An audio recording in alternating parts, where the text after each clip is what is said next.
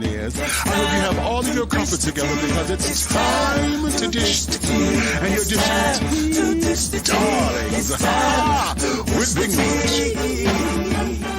Can't wait. It's time to dish tea with Big Meat. It's time to dish tea with Big Meat. It's time to dish tea with Big Meat. It's time to dish tea with Big Meat. Darling.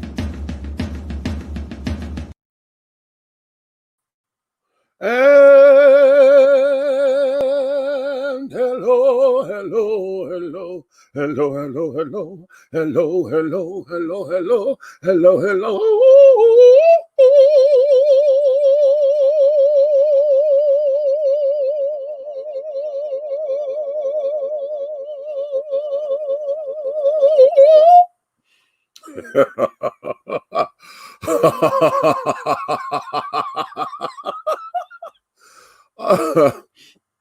Child, listen.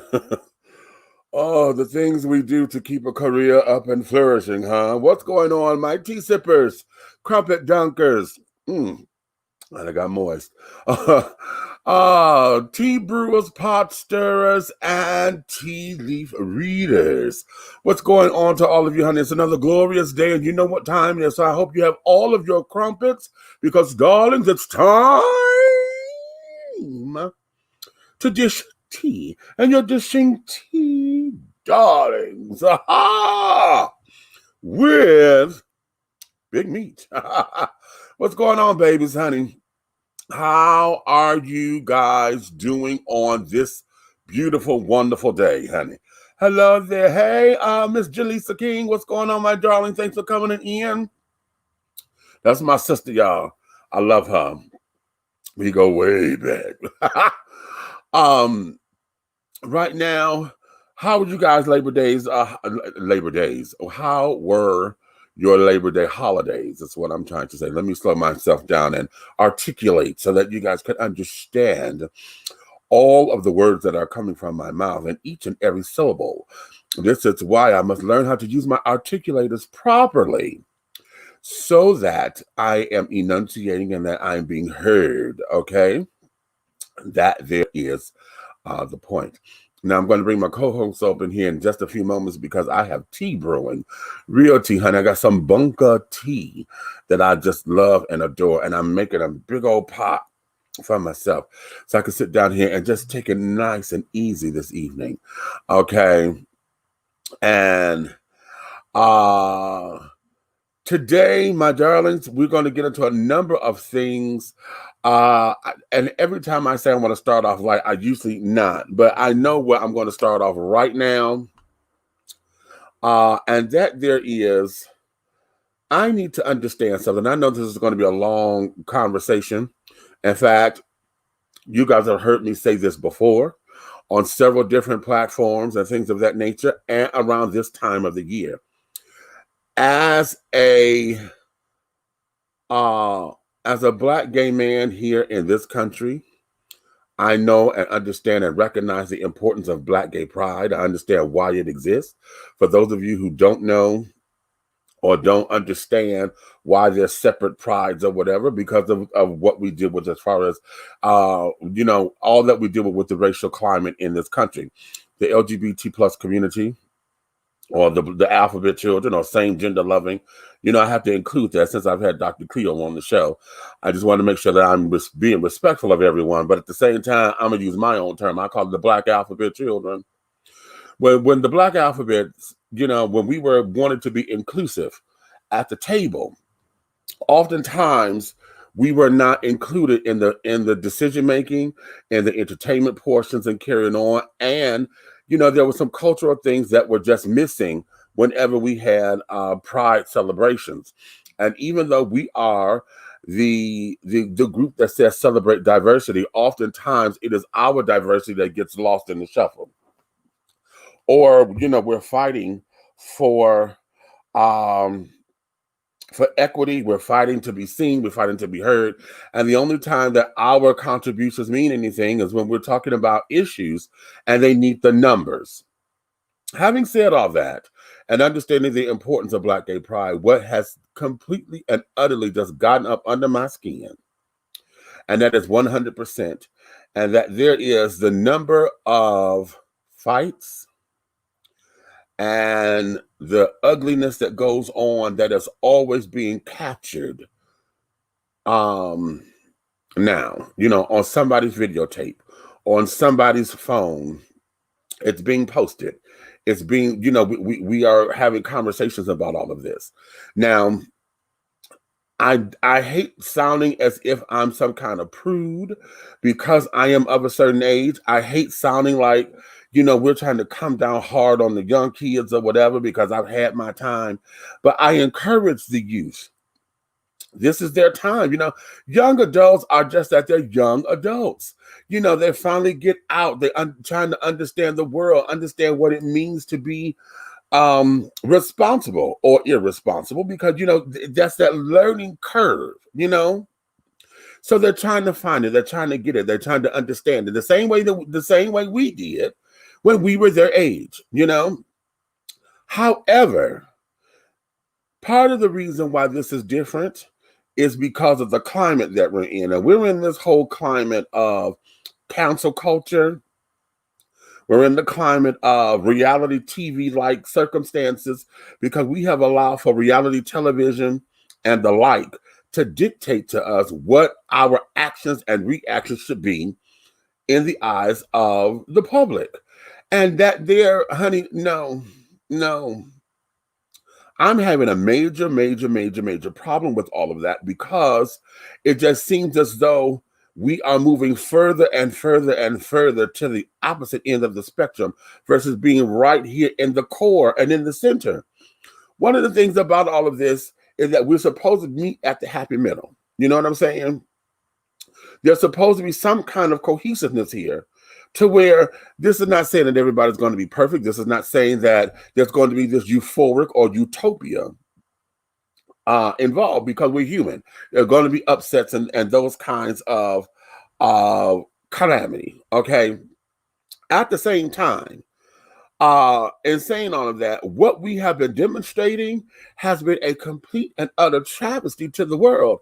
And what I need for those of you who are listening, whether you're on Black GDP TV, if you're on Facebook, and if you're on YouTube, I don't have my Instagram hooked up this time. We're gonna do Instagram soon. But what we want to do is make sure that we channel this. I need for the young folks, those of you who are with y'all still in y'all 20s, early 30s, and carrying on, especially if this is your generation and you are of the alphabet children, you're of the alphabet community. I need to hear from you. Why is it so important for you to come from out of town? You spend your money, okay? You saved it up, spent it up, stunned it, whatever you did to get here. Now you get here, and then the only thing that y'all come down here to do is to fight. Over this past weekend, now let's get this understood. This year for Labor Day, Black Gay Pride, as it's supposed to be noted, was canceled. Okay, it was canceled. They had a lot of virtual things going online because In the Life Atlanta, which is the host of Black Gay Pride, that's the official host. They're the ones who put on Black Gay Pride, okay? Now, we have a number of party promoters and things of that nature that come in and they're just trying to make their coin. They're going to promote the parties and blah, blah, blah, blah, blah. I'm not mad at that. What I am mad about is the fact that it is obvious that that's all you're concerned with is your coin. You have not taken any kind of responsibility to make sure that your guest or thereof or the club that you have associated your party with or whatever, you have not respected any of that. Okay. Y'all know these kids are coming from out of town. Y'all know, and then looking at this, these are the same folks that's fighting every motherfucking year. So how come there is no better security, no better whatever that we need to do in order to make Black Gay Pride a memorable celebration? Now, y'all know I'm very big on the narrative because it always seems as though the narrative of Black Gay Pride always leads with sex, parties, and sex parties. Okay? It leads with that. That's all everybody know about it. They don't understand about, there was a symposium that was online, and I missed it, but it's recorded.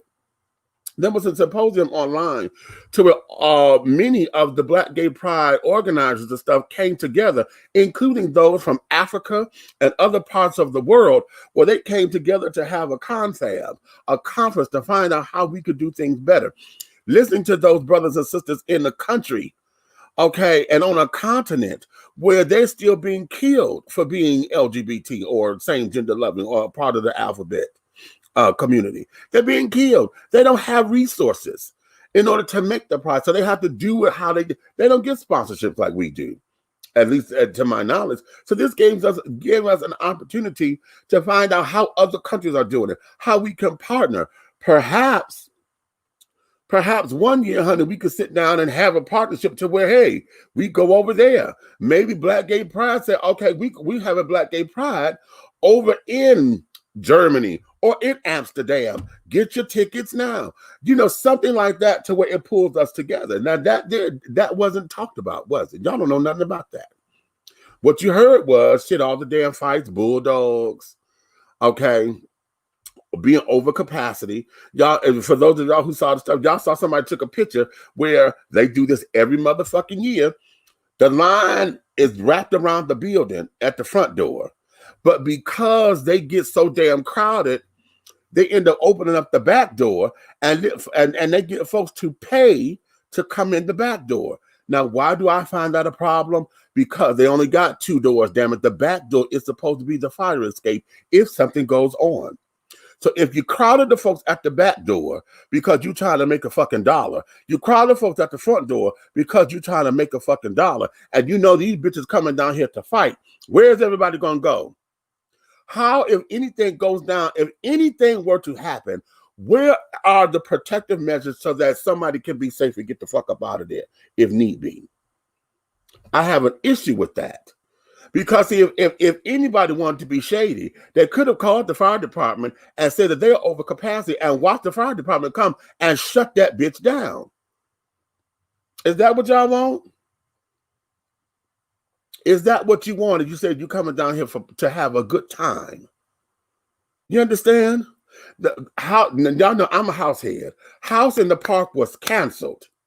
All house events were canceled. Here in the city of Atlanta, because of COVID, you're not supposed to gather more than 50 people. More than 50 in public places.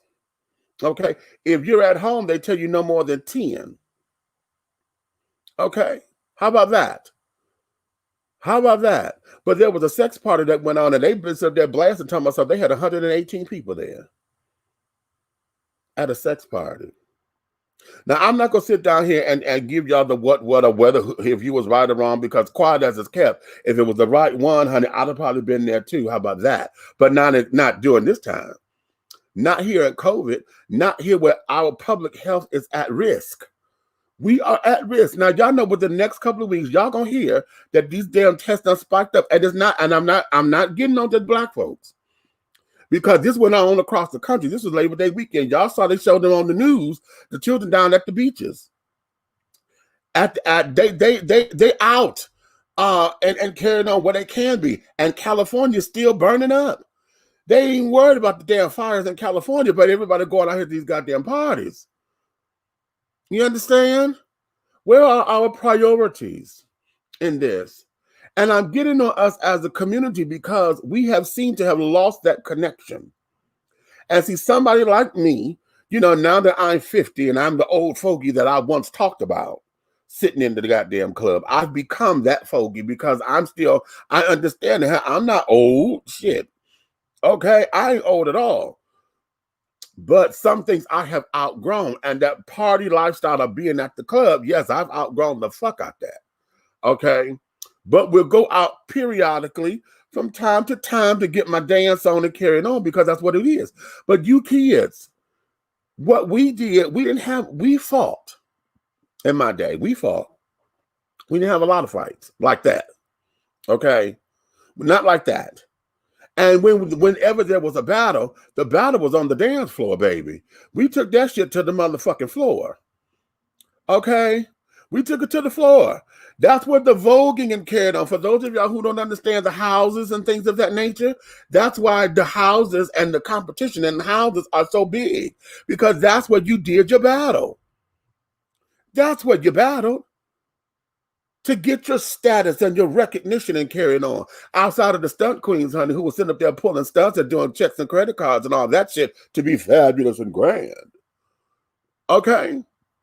But all this damn fighting, y'all fight, and then y'all group fighting. Y'all, the children who doing this now, y'all acting like y'all are gangs. 6, 7, 8 folks jumped on one person, then y'all stomping that one person in the ground. And probably because y'all know had y'all went one-on-one, y'all have got your asses tagged. But it took 7 of y'all to take that bitch down. Huh? It took 7 to take that one person down. Okay? Y'all jumping on top of cars. Y'all done stopped all kinds of traffic. Y'all everywhere. Okay? Now what you gonna do if these bars decide to close down? Or what if the police get enough complaints to where they come in and shut them down? What is Atlanta going to do then? Because see, Atlanta is the biggest Black gay pride celebration in the world. These kids come from all over to come to Atlanta. DC is the oldest, but Atlanta is the biggest. And mind you, it was canceled this year. You see the number of people that we had here on something that was canceled. How about that? Nikki, I'm going to bring you up in here so I can get these comments together. I'm going to go to the comments. Hey, people, how y'all doing? I'm going to go to the comments, honey. My brother here reading y'all. Now, y'all know y'all supposed to be safe. Y'all ain't supposed to be out there fighting and acting a fool. No, ain't nobody got mask on the fucking first. And and I can attest to that. And that wasn't just Black gay pride. I went out just to pick up my damn food on Friday. On Old Nat, the down there where Harold's and everything, Ice Bar and everything, pull up. The whole parking lot was full. They twerking all in the parking lot. The DJs out there, the cars and stuff out there. And I'm upset at that. But what I was more upset with, I didn't see anybody with a mask on except for the security guards who were in front of that actual club. Those are the only people that I saw with masks on. And that upset me. Okay, Daryl said, well, it's all about the parties and sex because the promoters know that's what they want. No, not necessarily what they want, is what they respond to. See, because the promoters are sitting up there doing all that because they know that's how they go get their money. Okay. I mean, Black gay folks know about the parties for that. Okay. Okay. What's it? No, there has to be rules about maximum capacity in terms of COVID by the state. Bulldogs and other clubs to follow those rules, and if not, shut it down. I'm right there with you. Okay. I'm at a point where I'm starting to feel less sympathetic for ones who had COVID-19. You know what? Let me tell you something, and this is on the real. Now, when I hear when this shit starts spiking and carrying on, the only time that it starts to where I feel sympathetic is when I'm hearing elderly folks, because that means these damn kids that went home.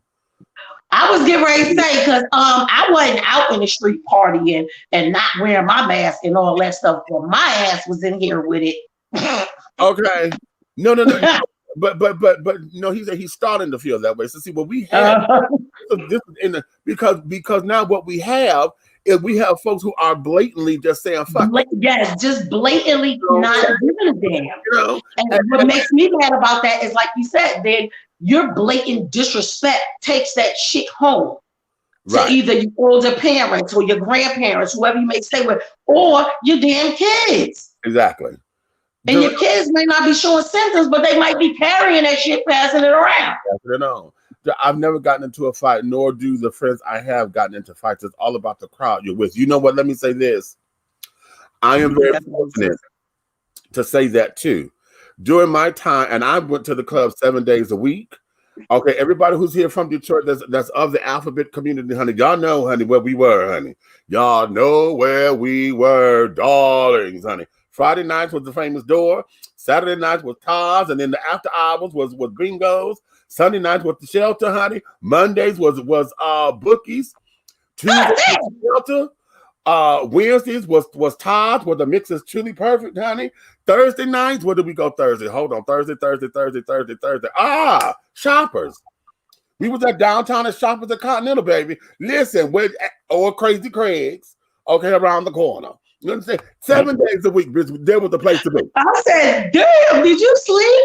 Did you sleep? There was a place to be. And when I learned about the clubs and I became into my fabulousness or whatever, that's where we were. Okay? That's where we were. And most of the time we went out to go dance.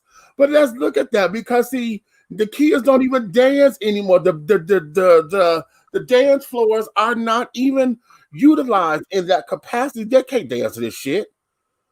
And you're trying to understand it. They don't dance, they bob.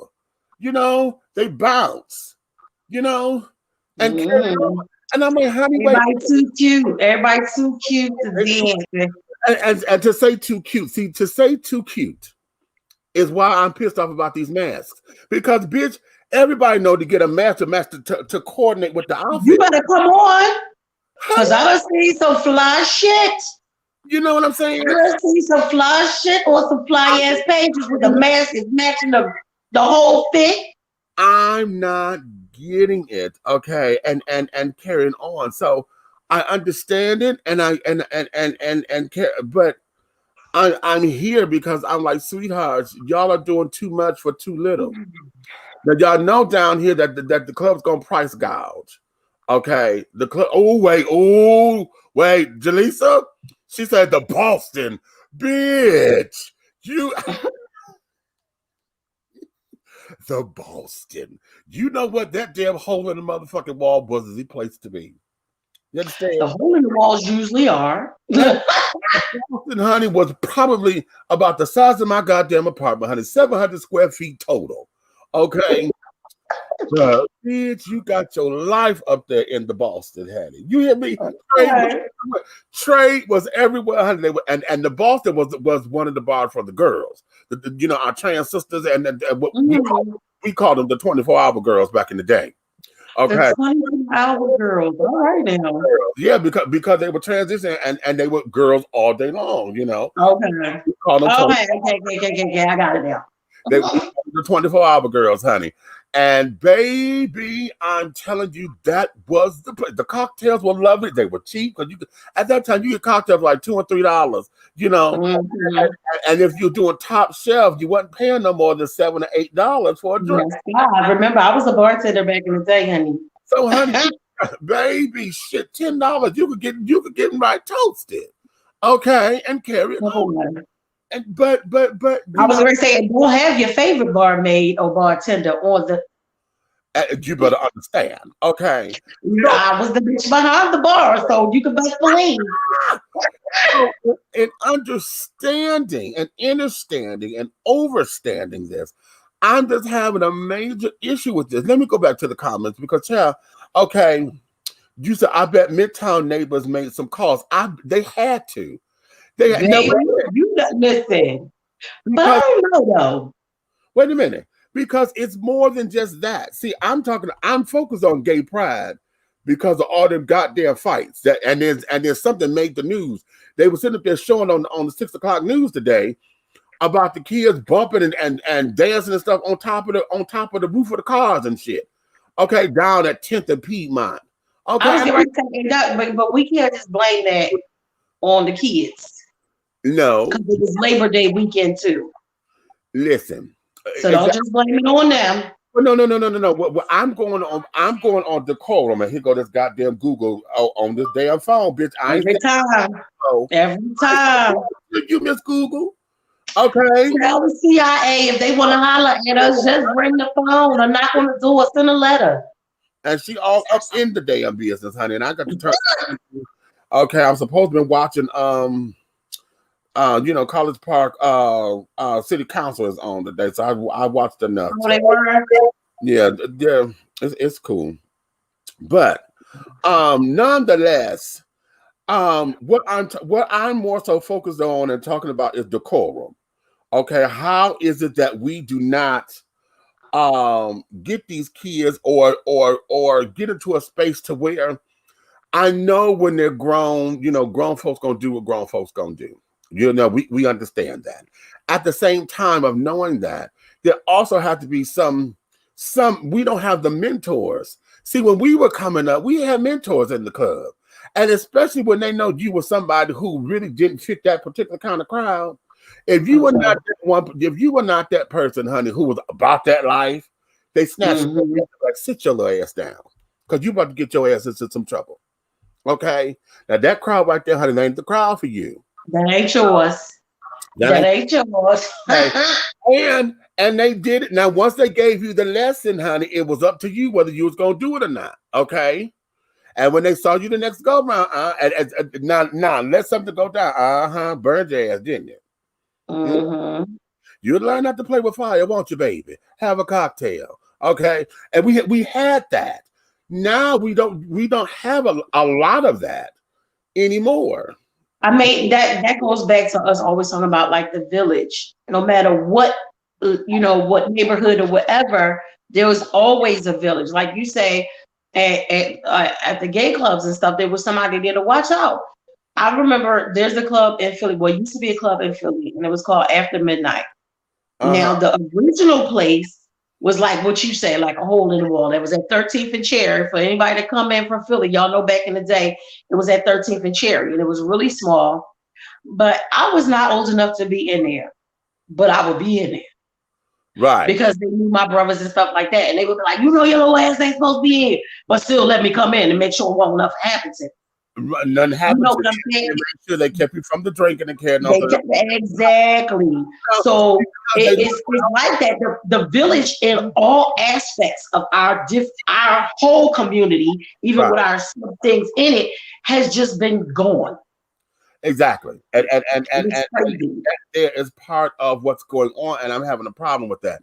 Okay, Red, I see you, baby, but you're chomping. I'm gonna let you finish chomping and bring you in. Yes, Nikki, they acted up in Detroit this weekend as well. Social distancing be damned. Oh, okay. But see, I always forget the word that y'all say to me, nothing but. I got out to go get my damn food. That's how they was in the parking lot, honey. I was like, what in the hell? Nut the fucking just ass everywhere. I feel like I was at Big Frida house. Ass everywhere. Oh yeah, somebody just put up here about the shooting. Yeah. It was a couple. There was a shootout over the weekend. I don't know where they were. I thought they were here. Child, some kind of argument went on. Okay, they walk into the white Escalator, whatever it was. Child, the one guy, what you gonna do? Two of the girls, they trying to walk to the car. Next thing you know, they said that they just started the OK Corral. No. Yes. How you gonna take something that got pride in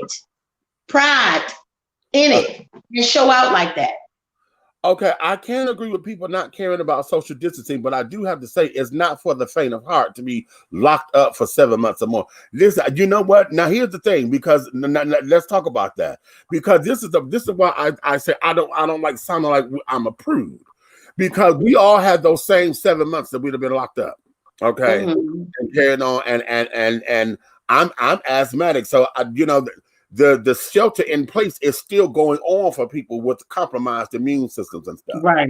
Okay, so it's not like that legally or according to what's going on with the laws or whatever, that it expired with us. No, we're still there. It didn't expire with us. Which is the part, which makes the point that we're saying we're the ones that still shelter in place or whatever, because we have comorbidities that sit and this virus is fucking with. Okay, so for those who sit down and they get frustrated, I understand it, baby. I get it. I know you get stir crazy. I know it was a fucking 90, 100 degrees. You want to be outside. You want to be at the pool. You want to be at the beach. You want to get naked and shake your titties and shake your ass and shit. I get it. Trust me, they just fucked up my plans. I was supposed to have been at Big Boy Pride, honey, half naked with my little G-string on and shit. Yes, I was with my fat ass. Miami Beach has been calling me all summer. However, in the way that we like to do it, we can't do it because of the health risk. And though we're older, and I can't even put that on us, because there's folks in our age bracket that sit down there and just say, fuck it. You know, it is. It absolutely is. They don't care. understand it and we get it at the same time, honey. This is where discipline and stuff comes into play, and understanding that it's not just you. This is bigger than everything else. You know what I'm saying? And So nobody's telling people to not do anything. I mean, if you can, yes, please. right. But if you're going out, just be careful. You ain't got to go to places where it's that many people packed up. You don't have to go places and not have a mask and stuff on. Are you What is serious? that? Over 60,000 children under 18 have been diagnosed positive at schools. Oh yeah, that ain't even that. I'm not even surprised by that. More things have opened, the greater the spread has been. That's true. I didn't even know it was that many kids since the schools they just opened. Well, you know, because when our school started opening, they had to close some of them back, and all that other stuff. Yeah, that's true. That's okay. That's the aim. You say if given to get out, numbers matter. How can you bust up a huge group of people versus 11 to 51 people? Exactly. Which see, this is what that was the problem. Because we were telling that, we were trying to say that to the governor. How in the hell did you tell folks only be up in here and well, we're not going to mandate it. We're just going to just know that people are going to do the right thing, and we're going to hope that you do the right thing. Yeah, that shit just sounds like a bunch of crap. Like, I don't even know how he said that out of his face. Because they're trying to sit up here and say, oh, this is what I did to stimulate the economy. Deb, you did not put anything in place to say we could enforce this, because by right, there should have been police officers traveling up and down everywhere there's a bar and making sure that the bars are maintaining. Because if they wouldn't, they had to go in there and shut it down. This is a health crisis. But we don't have the power. When they're talking about it stimulating our economy, well, yeah, it's going to stimulate it. You know why? Because it's going to be a bunch of people dead, and then you don't have to worry about some people. Exactly. Because you don't give a damn. The hookup generation. You got that right, Jaleesa. The hookup generation, honey. Okay. Jazinska, say what? The mini clubs that you mentioned also sent people and groups I'm different in different directions to party. Now they all congregate in one place. You know what? Yeah. Okay, but again, when dealing with the fact that we are the Black alphabet children. No, let me take the alphabet out of it. No, I'm gonna keep the alphabet because I'm gonna put the S up in there for straight. Because the whole idea is that our communities, we don't have a lot of Black owned and operated clubs. Okay, so because of that, we get put into a position. We congregate in one place because that becomes the spot. And then we try to make different spots, but we don't have anything of our own to say this is our own Black. Listen, I say this every year, and I'm gonna say it until it happens. There should not be any Black-owned clubs anywhere that don't benefit from Black Gay Pride, from Black Music Month, from Martin Luther King weekend, from Memorial Day, because Memorial Day is, that was started by Black folks. Memorial Day was started by Black folks, so that is our holiday. Okay. Right.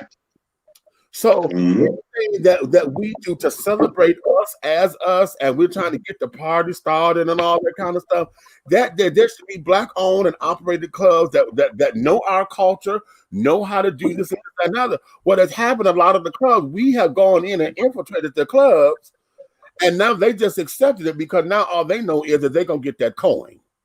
Right. Okay? They're gonna get that coin. Okay, New York, for example, clubs were in Brooklyn or in Harlem, et cetera, et cetera. Okay, right.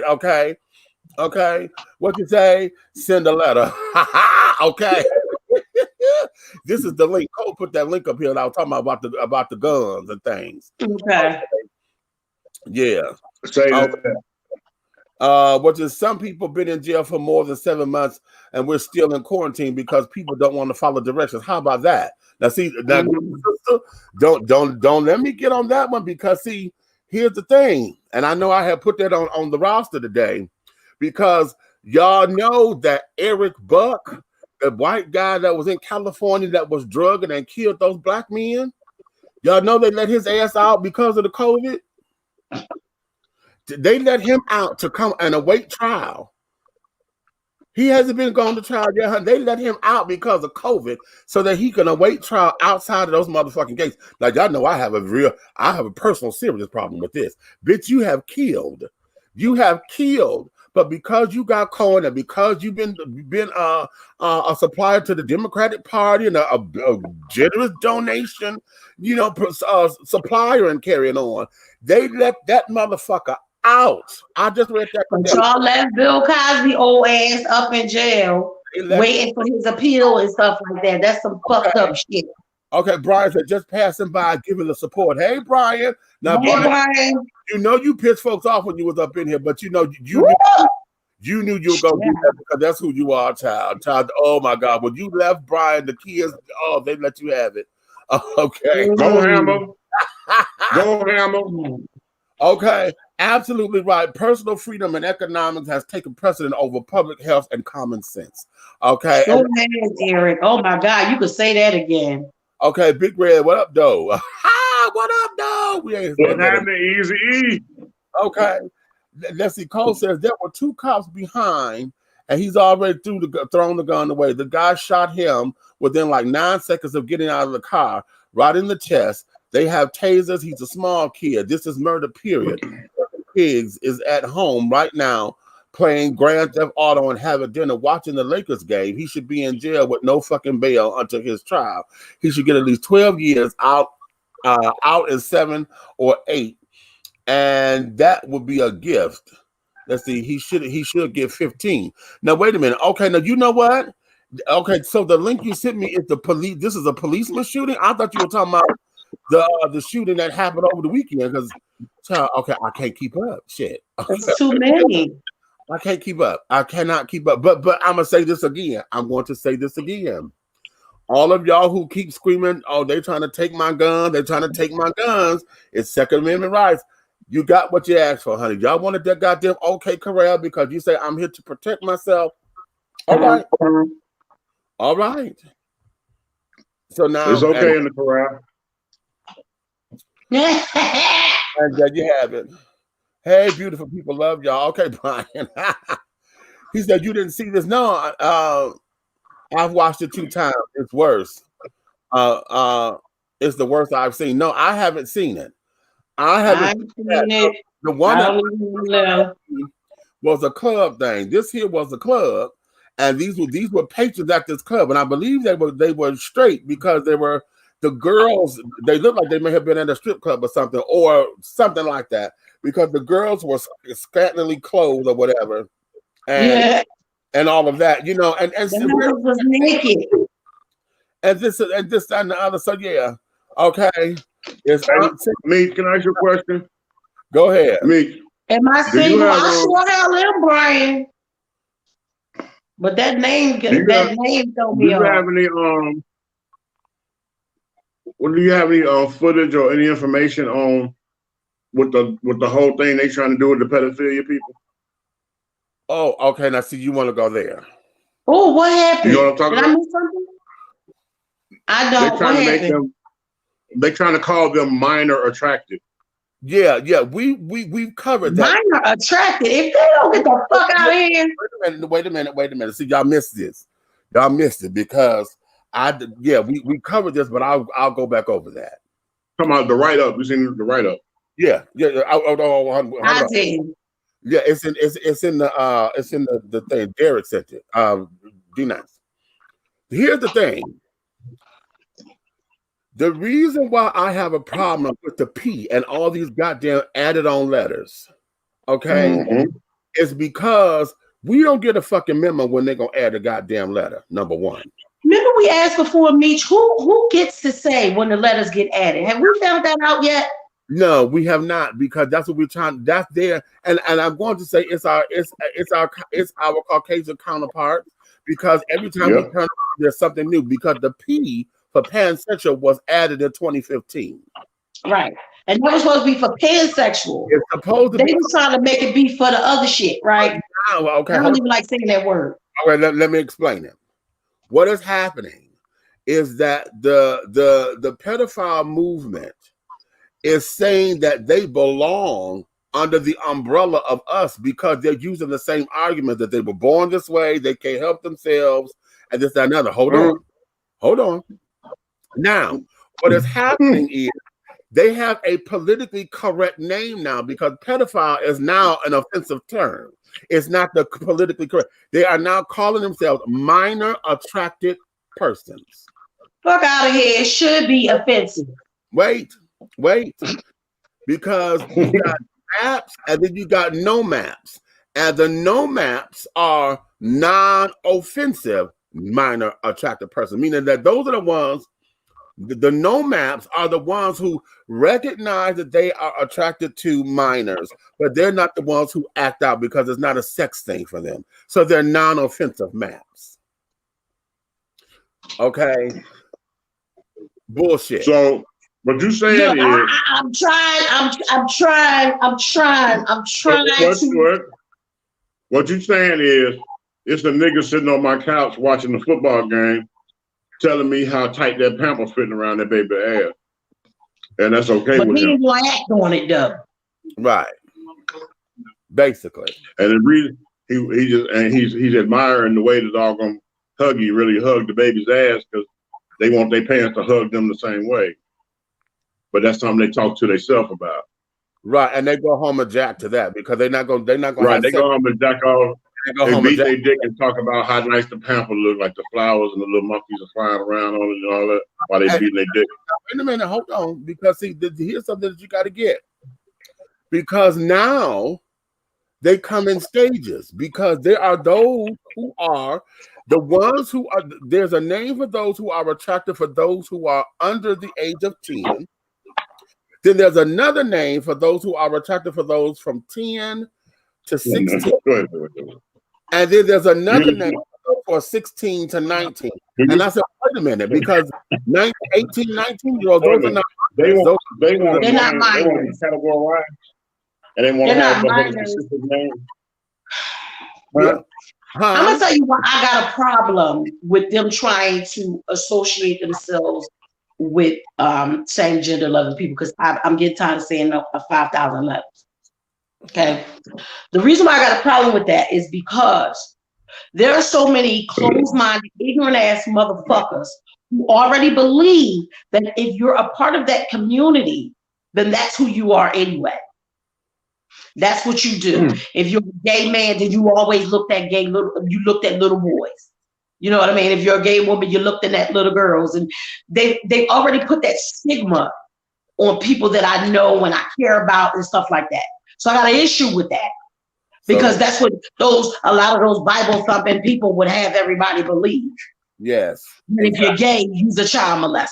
So because we know that not to be true, I'm not gay no kind of way, but I just don't feel like that should even be a part of it, because y'all had to fight for so long just to have a little bit. And now you want to add this bullshit to it? Who the fuck no? No, wait a minute, because I got to give y'all this. I got to give y'all this. Let me share this because I want y'all to understand something. This is how, and I've seen this flag. I didn't know what it was, but I've seen this fucking flag. This is how they sneak in up under the LGBT community, because this is their motherfucking flag. They got a flag. They got a flag. They have a flag. They have a flag. Okay, now they got a flag. Okay, you see, they got a pedophilia flag. They have a motherfucking flag. How the fuck? Yeah, bro, I'm looking at it. They got a flag. They got a flag, bro. I can't believe this shit. Yes, this is the flag. Okay. And so wait, is this like this is registered and shit? I don't know about it being registered because see, now here's the thing. Fact check shit or whatever. And they will constantly say that this is not the flag that is out. But when you go to their websites or whatever and look at their media and things, this is what they fly this. This is what they do. Website? Child, yeah.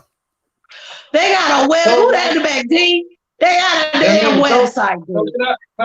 Can I get me a website that say anti-pedophilia with some pistols on the front of that bitch?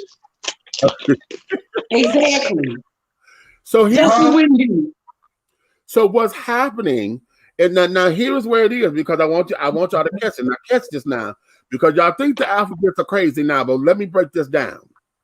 The reason why a lot of them are fighting to be included up under the rainbow of LGBT is because they are saying that there are some maps who identify as straight, there are some who identify as lesbian, there are some who identify as gay, there are some who identify as bi, and so now within their community they have categorized it as well.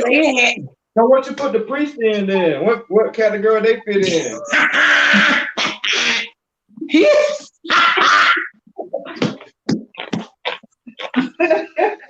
The priests under that flag too, D. Fuck them. Let me go to the comments. Hey, they on the transferred intimacy. Okay. That's the one thing. I'm gonna say something, y'all. When we laugh about, go ahead, be treated. So, okay. Oh, you mean there's no gay newsletter that goes out to all the card carrier members? Okay, Amy, you stupid. I can't. I cannot. Big Red making me hungry. What is he eating? What? You said what? Is this? Brian was asking what you were eating because he said you were making him hungry. I was eating coochie. Oh. Well, now hold on, because he just asked if I was single now. Right. Okay. Hey. If he eat that coochie, he better wear scuba gear. He better, goddamn it, because ain't nobody been in there in a long time. His ass is around, I promise you. I'm not down for none of that. Lock their ass away or something, someone, and lusting after kids is not a sexual identity. Thank you, Jaleesa. That's what I said. Okay, that's but what I said. It's not a sexual identity, it's an illness. It's an illness. Okay. But then I'm gonna tell you what they will beg to say. Working in mental health, they'll say, well, so was homosexuality a while ago. So was slaves running away an illness. Oh, baby, they'll come back with a fight for that shit in a heartbeat. Exactly. Because in the DSM books, all of those things were illnesses. Wanting to be interracially married was an illness. Exactly.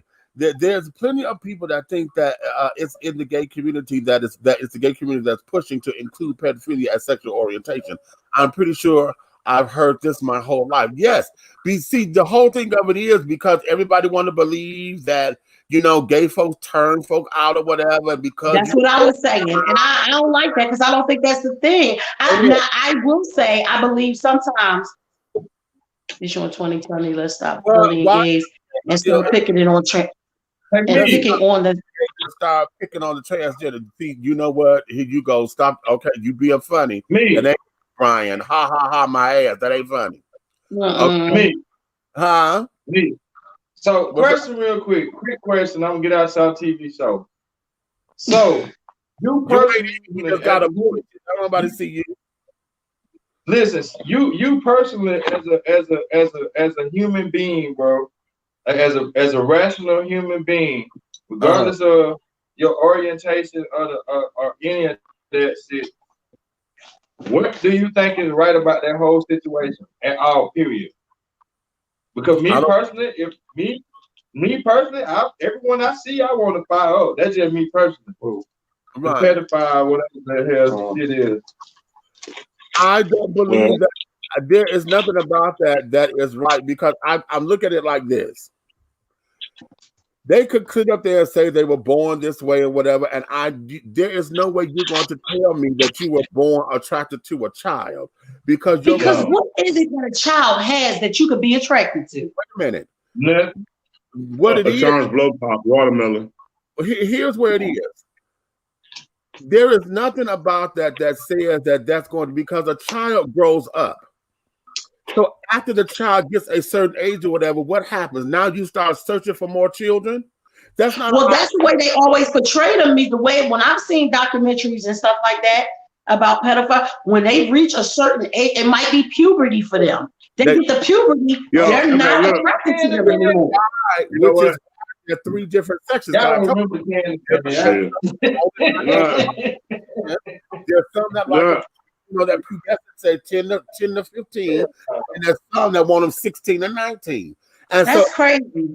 3 different Well, names. the 116 to 19, I don't really Okay, think but here's the thing. Here's the thing, right here.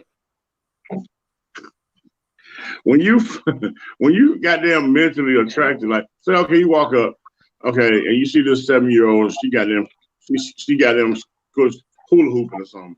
Right. The stimulatory, well, I'm gonna say the iris stimulant, right? Because you're looking with your eyes. How does that send the same message it would as that would send to me if it was a motherfucking a high yellow motherfucker heifer, 32, 43, some thick I was motherfucker. going to say, if you saw a brick house. You know what I'm saying? If I saw a goddamn it, yeah, you know what I'm saying?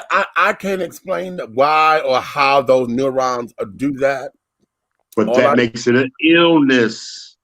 All I know is need to be cured off the face of the planet by putting them in the ground. Let me tell you where it started. Okay, let's y'all. Everybody don't never want to go to the seed.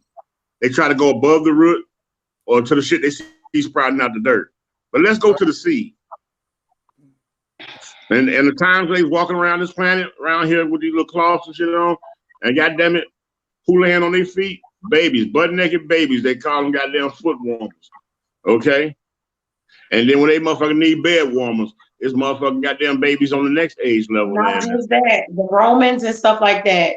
When the kids turned 8, when the boys turned 8, they took them away from their mothers and they went and made them soldiers. They wasn't around nobody else but all those men. Right. They was 8 years old. That's what I'm trying to tell you. When you got something like, okay, everything they say about us, every time they say, like let's see, we get one of the white folks that's just stuck out in the jungle. They ain't never been to the city. They don't know niggas like that. You know what I'm saying? So they see black people on TV only. Now, let's say how can I say this? Okay, when people are not around certain things. Mm-hmm. I'm trying to say this because I ain't trying to offend nobody. Well, pull it together. Let me go to another comment while you're trying to put that together. Yeah. Let's see, on this flag, this flag is on some straight up bullshit level. Mm-hmm. Can you imagine being so sick that you want to display your children? This is despicable. Okay. Let me ask y'all something about the priest, since we had touched on something about the priest. Y'all know, because I besides my schooling was kind of weird, y'all. I went to Islamic school and Catholic school. So with the priest, you guys think their vow, the priests and the nuns, do you think their vow of celibacy has anything to do with what always seems to creep out of that Catholic Church? What? Their vow of celibacy. You know, priests and nuns are they take a vow of celibacy. So do you think that plays a part with their with the shit that's always happening with the damn priests and the little boys and little girls? And I'm going to tell you what this is. Okay, when you're talking about the priest, and I like this comment. Amy says, "I hope this is in jest." No, baby, it's not. It's not. It really isn't. This is a real thing. As a matter of fact, if you go up on YouTube, there's a white guy, honey, he's been an advocate for this for years, and he has videos up talking about it. Okay, he has videos up on YouTube because he's one of the nomads. He's one of the non-offensive ones. You know, he feels as though, what just happened? Everybody done locked up out of here. Oh shit. Okay, I'll tell you what. Let me do this. I want to wait for them to come back. No, wait a minute. Hold on. Because I was going to say, let me take a commercial break. But I want to go to this. Wait a minute. Let me go to this. No. See, I just got all off because whatever just happened, folks that just went up out of here. I don't know if their connections that went out or what. Okay. But here's the thing. talking about the priests and everything, what has happened, in my opinion, is that because they take that vow of celibacy, they have locked up their natural urges of sex. They have denied themselves sex. Okay, they deny themselves that. And so, all in the name of being pure and holy for God, you have denied yourself the one thing that God designed for pleasure. Okay, and so what happens when you sit down and I think it happens with little boys, because one thing you do smell is pheromones. Pheromones are carrying on. That there is what attracts us to want to have that animalistic passion and carrying on. And then it becomes manipulation. See, when you can sit down there and build the trust and build the this and build the that and groom them to believe in you, then it becomes a whole nother thing.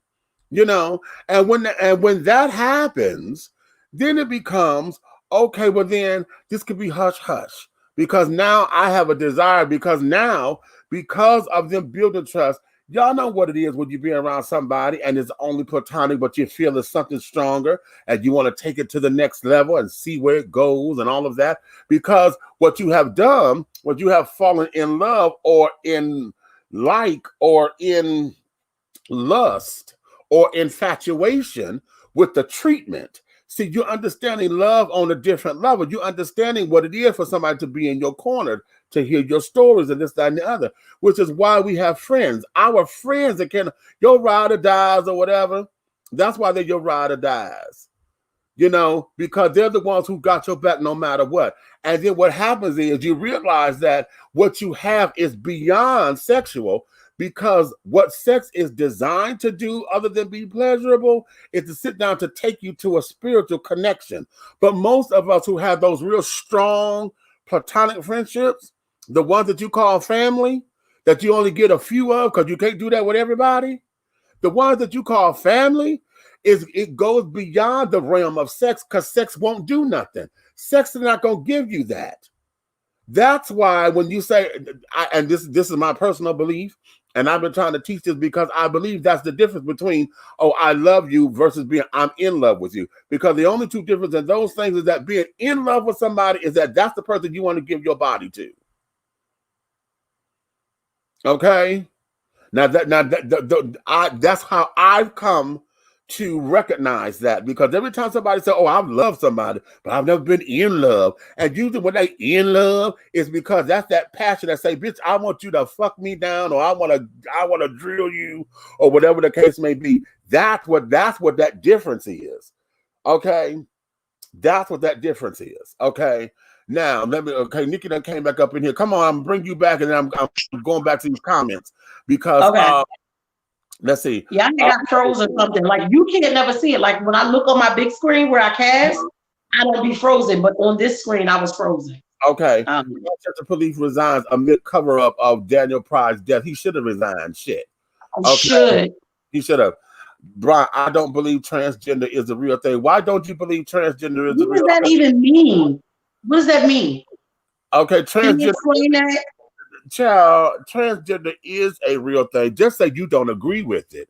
Okay. Yes, I don't understand what that even means. It is. But you can't say it's not real. Now the whole thing of it is that in the transgender world, there are some who ought not be, and I think they get caught up because of their surroundings.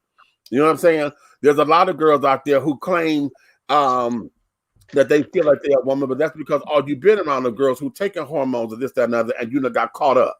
And then you caught up.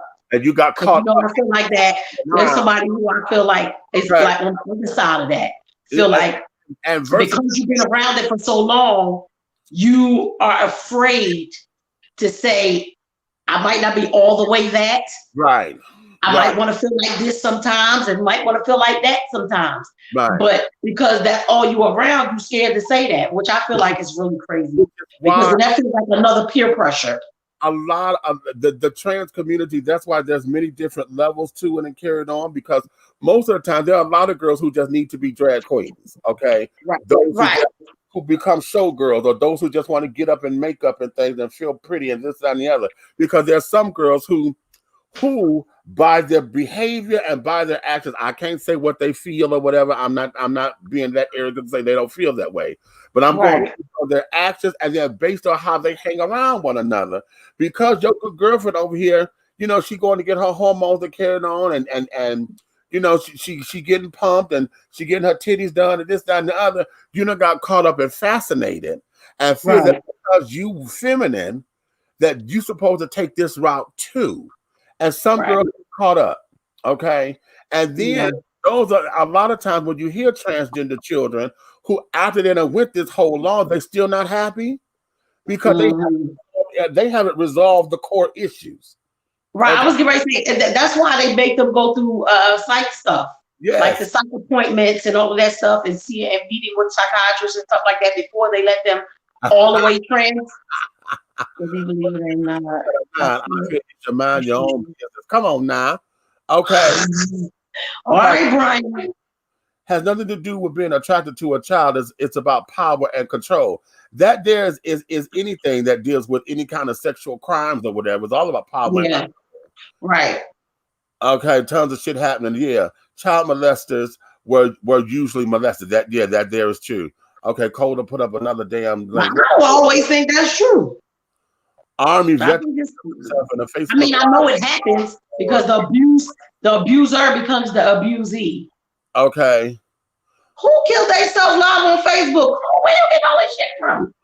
Some it was an Army veteran. He just put that up. Okay, now Cole, now hold up, baby, because see, you throwing a lot of information out here, child, and see, you finna have us all over the place. I don't know. Let me stay here with people won't stop sharing the video. Oh, I guess Amy said people won't stop sharing the video, so they must be sharing it everywhere. I don't want to see y'all. Please don't send it to me. Okay, it's terrible. I won't watch it. How the hell could it still be on or allowed to be on the site? Okay, because they haven't caught it fast enough. Somebody else has taken it and copied it, so they haven't been able to take it down fast enough. Much like rape, it's the control of an individual. Exactly. Okay. Racist carrying at Taco Bell. Okay, I ain't got time for all that. I'm sick of. I'm child. Okay, interesting point, Aunt Nikki. I think it does play a role in that. And I'm gonna tell you why I think that, Eric, is because hey, Derek. I think because they're not even if we were put here, the Bible, like they like them Bible thumping people, and if you're a priest and you preaching that Bible and everything, then you don't believe that God put us here to not be with anyone. Okay. Yes, he didn't make us sexual beings for us not to act on those feelings. Right. So that's why I think like every other besides monks, every other religious people, they're allowed to get married and stuff like that. Okay. I've always thought that was like the weirdest shit. But you know, when I was a kid, like I said, I went to Islamic school up until the 3rd grade, and then we moved too far, and my mom didn't want us in public school, so she put us in campus school. Back when we was kids, we always thought that the priests and the nuns messed around. How about that? Right, I thought that too. Eric, they released the body cam footage of Dean K less than a week after it happened. They need to release body cam footage the same day or the next day at the latest. Well, I think what happens though, but they can't because they have to go over it as well. Exactly. He has to go through some chains. Okay, and use as a foot to sleep with men. Yeah, I agree. Okay. This is actually a harmful stereotype. Yeah, it is, Amy, it is. Which is why we have to debunk a lot of that. Okay. We have to debunk a lot of that. Okay. Yeah, I know, Cole. What you say? Okay, I'm sorry. A lot of shit happened. Just sharing it. I know because I know because I'm like, oh, okay, wait a minute. Pause. Because you're ready to go all over the damn place. But that's just it. This is the world that we're in because it's so much stuff going on. It is so fucking much shit because I didn't want to start here because I'm trying to go someplace else. That's an even bigger story. And that's what I'm gonna do here. Hey, Tay. What's up, girl? You at work, girl? Okay. What I am gonna do is this. I'm gonna take time and I'm going to let me take a commercial break here. I want to get all these comments. Let's take a commercial break. When we come back, I am, and I'm saying this now because this is where I want to go. I want to go into the 1619 project. Thank God. And that whole educational system, okay? And what That's ignorant fucker. okay? So let me take this commercial break. When we come back, that's what we're going into. And that's good because I got to go get my tea, honey. My bunker tea. Bunker tea, so like that's not gonna keep you up. No, it's a Can't drink it late because it got caffeine in it. You know my ass. I got insomnia. Oh Lord. I gotta drink it early in the day. All right. Well, we'll be right back, y'all. Attention all business owners. Use your advertising dollars here. Looking to reach a more diverse audience for your products and your services? Well, this is the platform for you. Dishing Tea Entertainment welcomes all businesses who wish to expand their brands and looking for clientele that's more than grown and sexy, but also the seasoned and sophisticated. For more information on how this spot can be yours, contact Big Meat at 404-914-5610 or go to our website at www.dishingtea.com.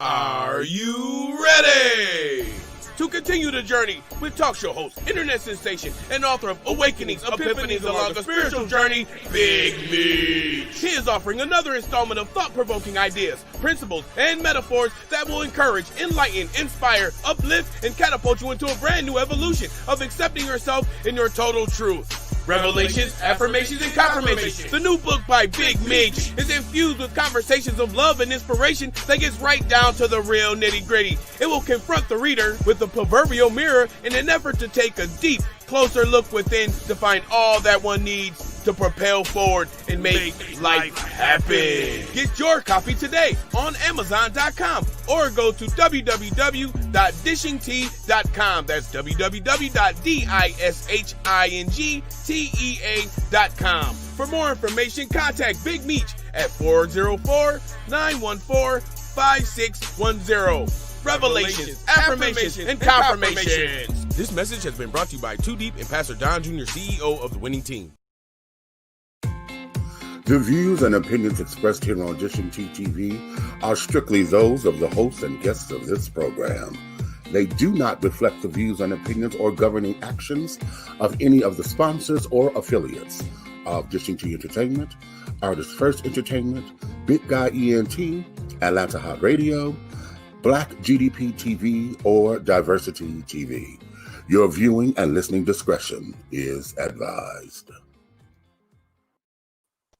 All right, and we are back. If you're just tuning in and want to comment on the conversation, please make sure that you leave your comments down below. For those of you who are here on Black GDP TV, watching the replay or the broadcast on Black GDP TV. No, I was about to say we live with Black GDP too. It's coming soon, honey. But we're live here on Facebook, we're live here on YouTube, and we encourage you to bring your comments right on in. Now, I got to. Do you know what I need? I don't even know. I forgot to open up my YouTube page, child. Okay.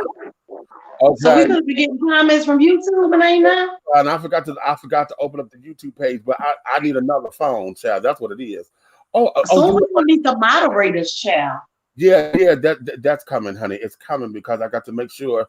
This is when you start growing, honey, we got to get more people and more people onto the team. You know, now you understand how TS got the children doing it. Well, Miss And I'm telling you, they better leave TS alone because I'm tired of these heifers. Every time I turn around, somebody coming for her throat. And they need to leave the hell alone because I'm not the one. Okay, let's go. I'm gonna finish up these comments. Cole, I understand so much going on, and oftentimes this is just seems to be the best forum to discuss it with all the people who care and understand. Yes. Right. Yes, I am at work. He said, who did the voice? My baby says always at work. He has a spokesperson's voice. I forgot his name, but he's part of the winning team over there, child. We'll discuss that later. Okay. Okay. I can't. I'm not. We are on air because don't your stuff right. Don't do that. I just said we'll discuss it later.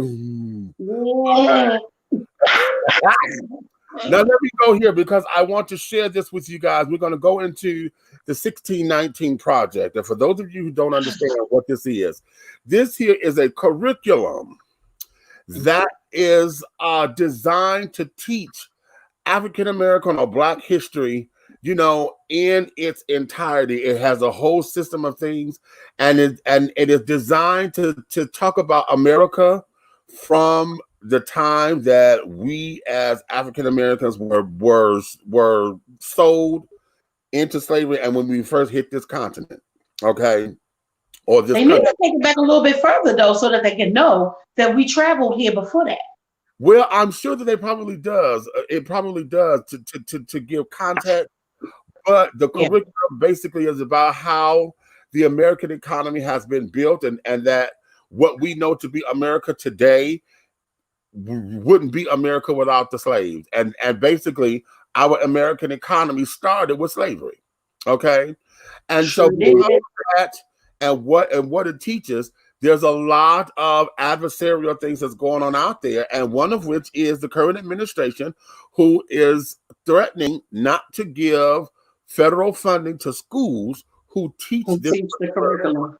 Okay. Now, I am going to play a clip from Fox News. Y'all know I don't watch Fox News, but I'm going to play this clip from Senator Tom Cotton, who introduced the bill.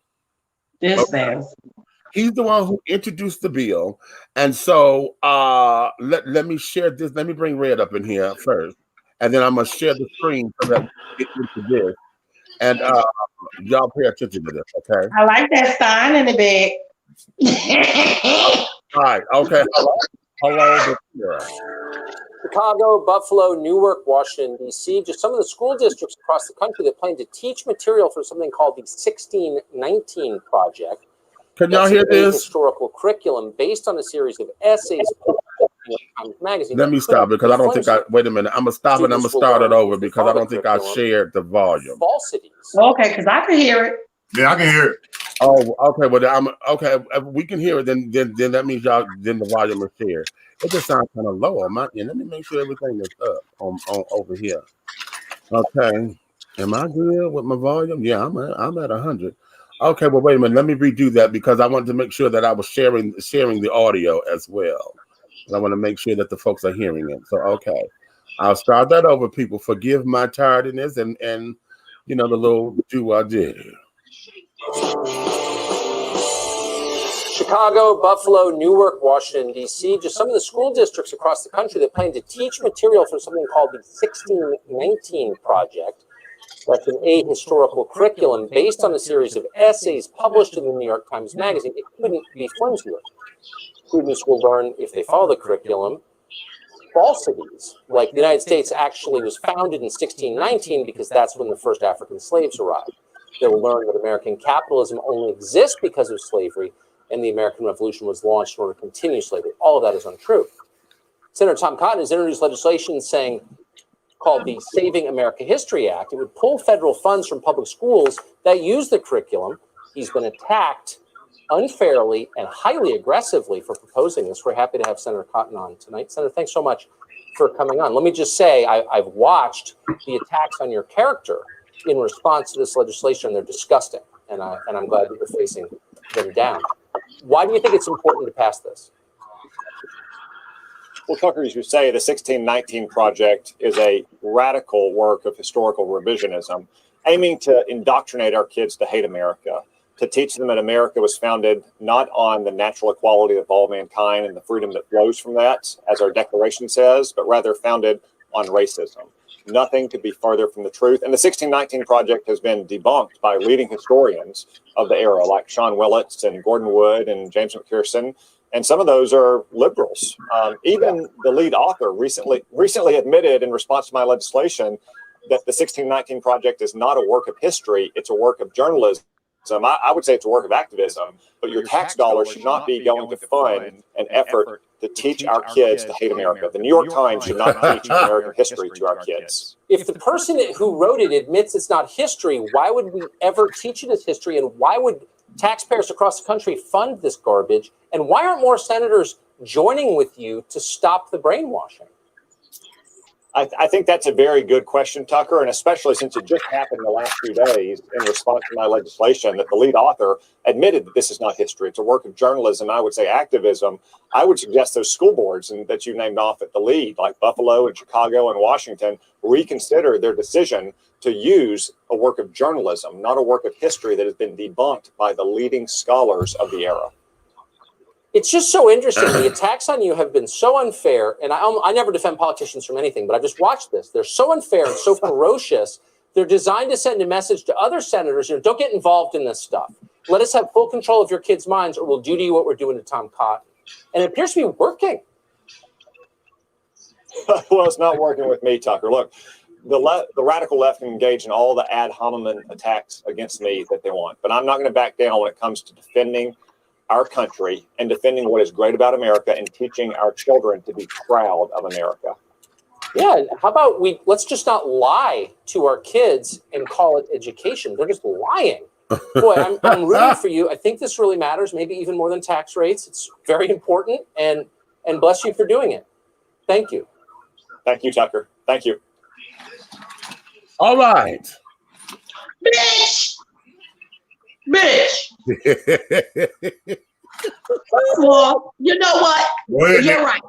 It didn't start when y'all brought the motherfucking slaves over, you racist motherfuckers. It started when you came and you slaughtered all the goddamn Native Americans that was already the fuck here and took all their shit. How the fuck? First of all, Tucker, get that motherfucking wet hairpiece off your head, you stinking bastard. Because I couldn't see him talking. I just kept seeing the hair. Right. You would say that how about we just stop lying? Okay, I knew that. Okay, go. Girl, I wish you just would have been watching so you could see the clip that we had been talking about. So you weren't here earlier when we were talking about.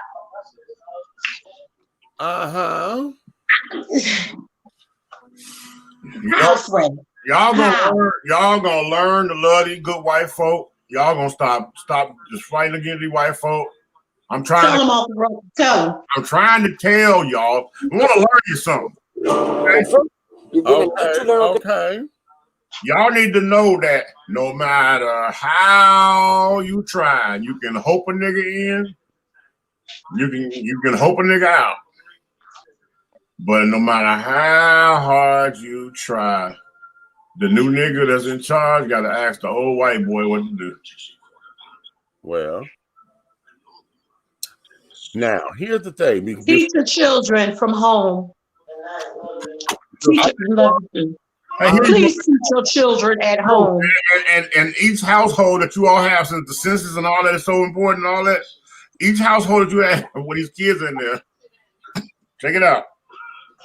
If you're not going to teach them in the facilities and when you have the teachers doing it, then whatever money that is funded to you through the government to operate your school, each household, it need to be split each household. They need an extra doggone check because everybody's at home. How about that? Okay, I love this. Amy says, gotta love that a guy named Cotton introduced a bill to eliminate Black history from school. Thank you. Okay, I saw that. I said, girl, that's too much. Okay. Come on, Amy. If they don't want kids to be lied to, tell your boy to shut the fuck up. Yes, come on, Eric. Okay. Yep. Okay, come on, Nikki. Come on now.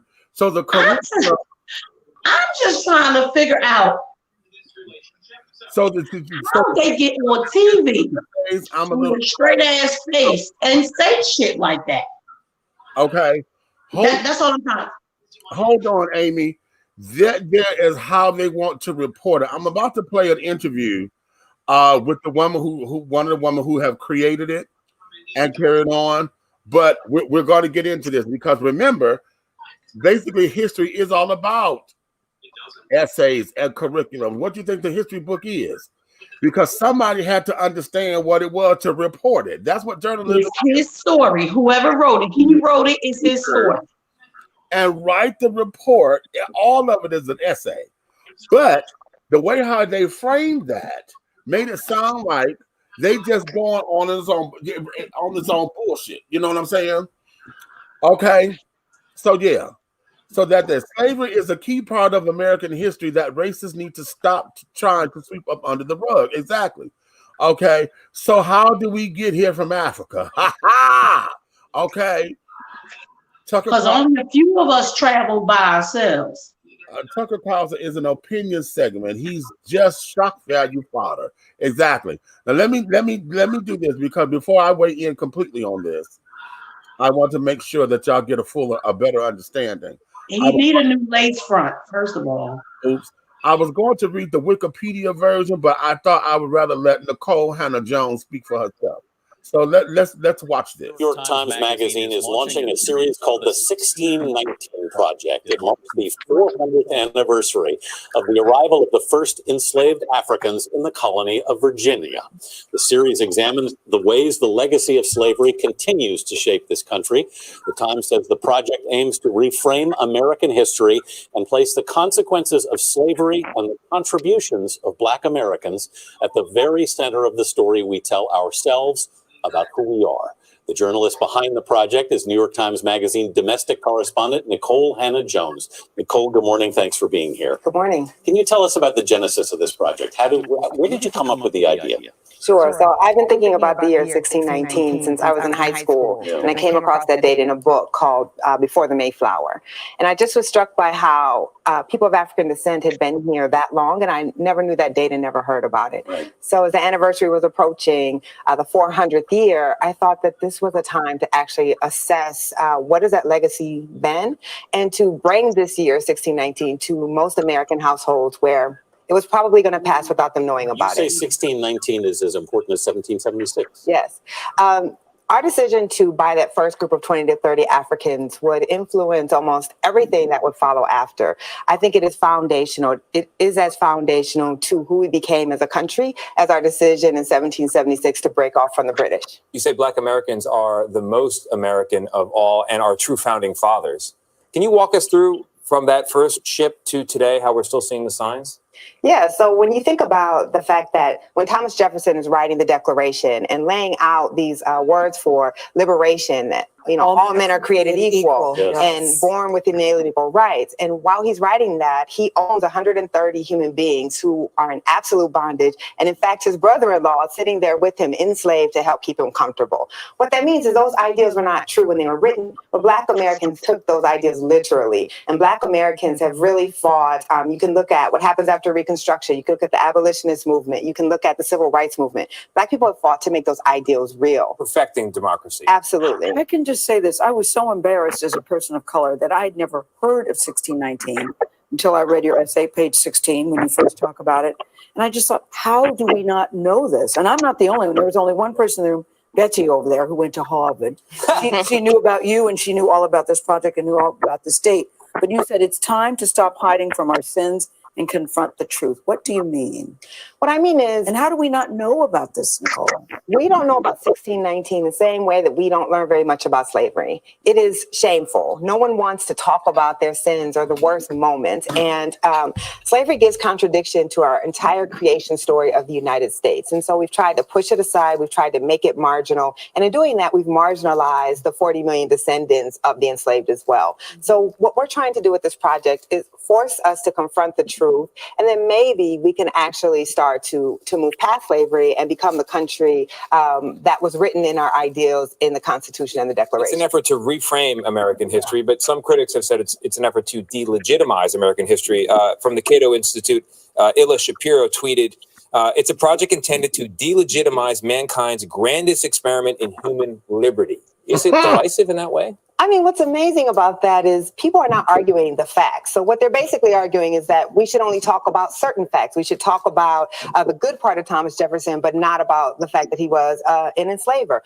I'm saying that history is history and we have to tell the truth. No, it's not delegitimizing, because the whole point of the article is that Black Americans have used those founding words to actually bring us closer to the democracy that the founders envisioned. And that is the most patriotic of things. You can take us, the thing that's so amazing about this, that makes me so proud, you can look at anything that's happening, just about anything that's happening in the world today and tied to slavery. You look at the highways in Atlanta, you look at the naming of Wall Street, you look at sugar that we eat. But the thing that stuck out to me was healthcare, that you can tie healthcare to slavery. How? Absolutely. So there's a piece in there about why we're the only Western industrialized country that doesn't have universal health care. And it starts with opposition to universal health care that occurs right after slavery, when the Freedmen's Bureau was trying to offer free health care to the formerly enslaved. And there was white opposition to that. And so even today, you see with polling that white Americans will reject social programs if they think large numbers of Black people will benefit from them. And so the harms of slavery have not been contained, because there are millions of white Americans, there are millions of Latinos and Asian and Black Americans who don't have health care, who can't get insurance because of slavery. You say don't look at Black people as a problem, look at Black people as a solution. Yes.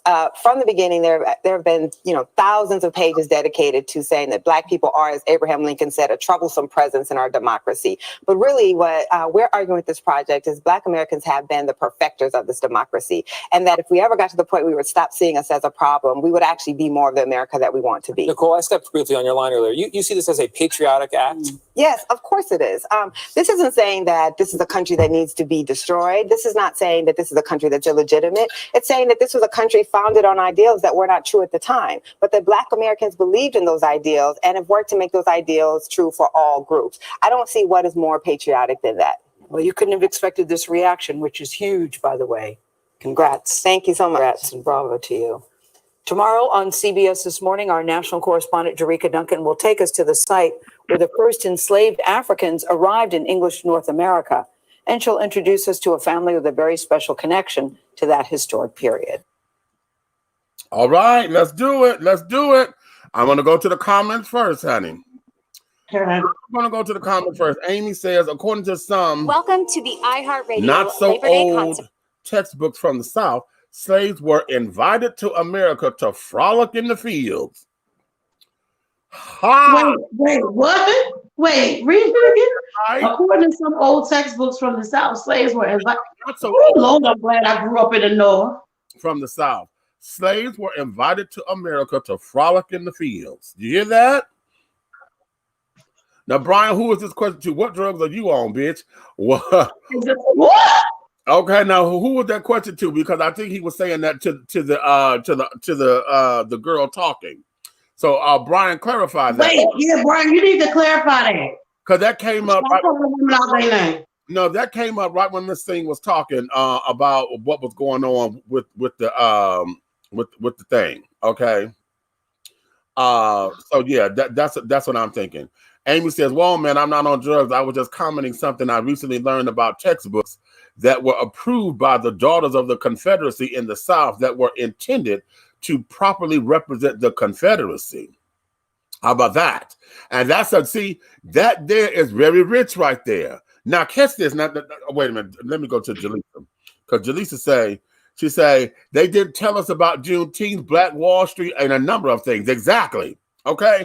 And then, okay, now wait a minute, because shit. Okay. That's why it's important that we look for stuff.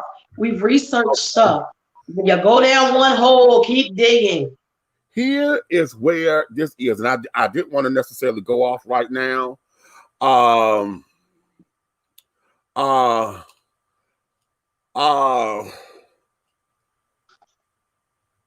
This is the thing. Wait a minute. Brian responded. He said, that woman who said slaves were brought here to frolic. She just explained that, Brian. She said she read that in the textbook. She said that she saw it in the textbook. She didn't say it. Textbook. And that's the whole point. So I understand where you at, but that wasn't directed to Amy. That's directed it wasn't to Amy. Sons of bitches who sit up here and saying that that's what's in the fucking textbook.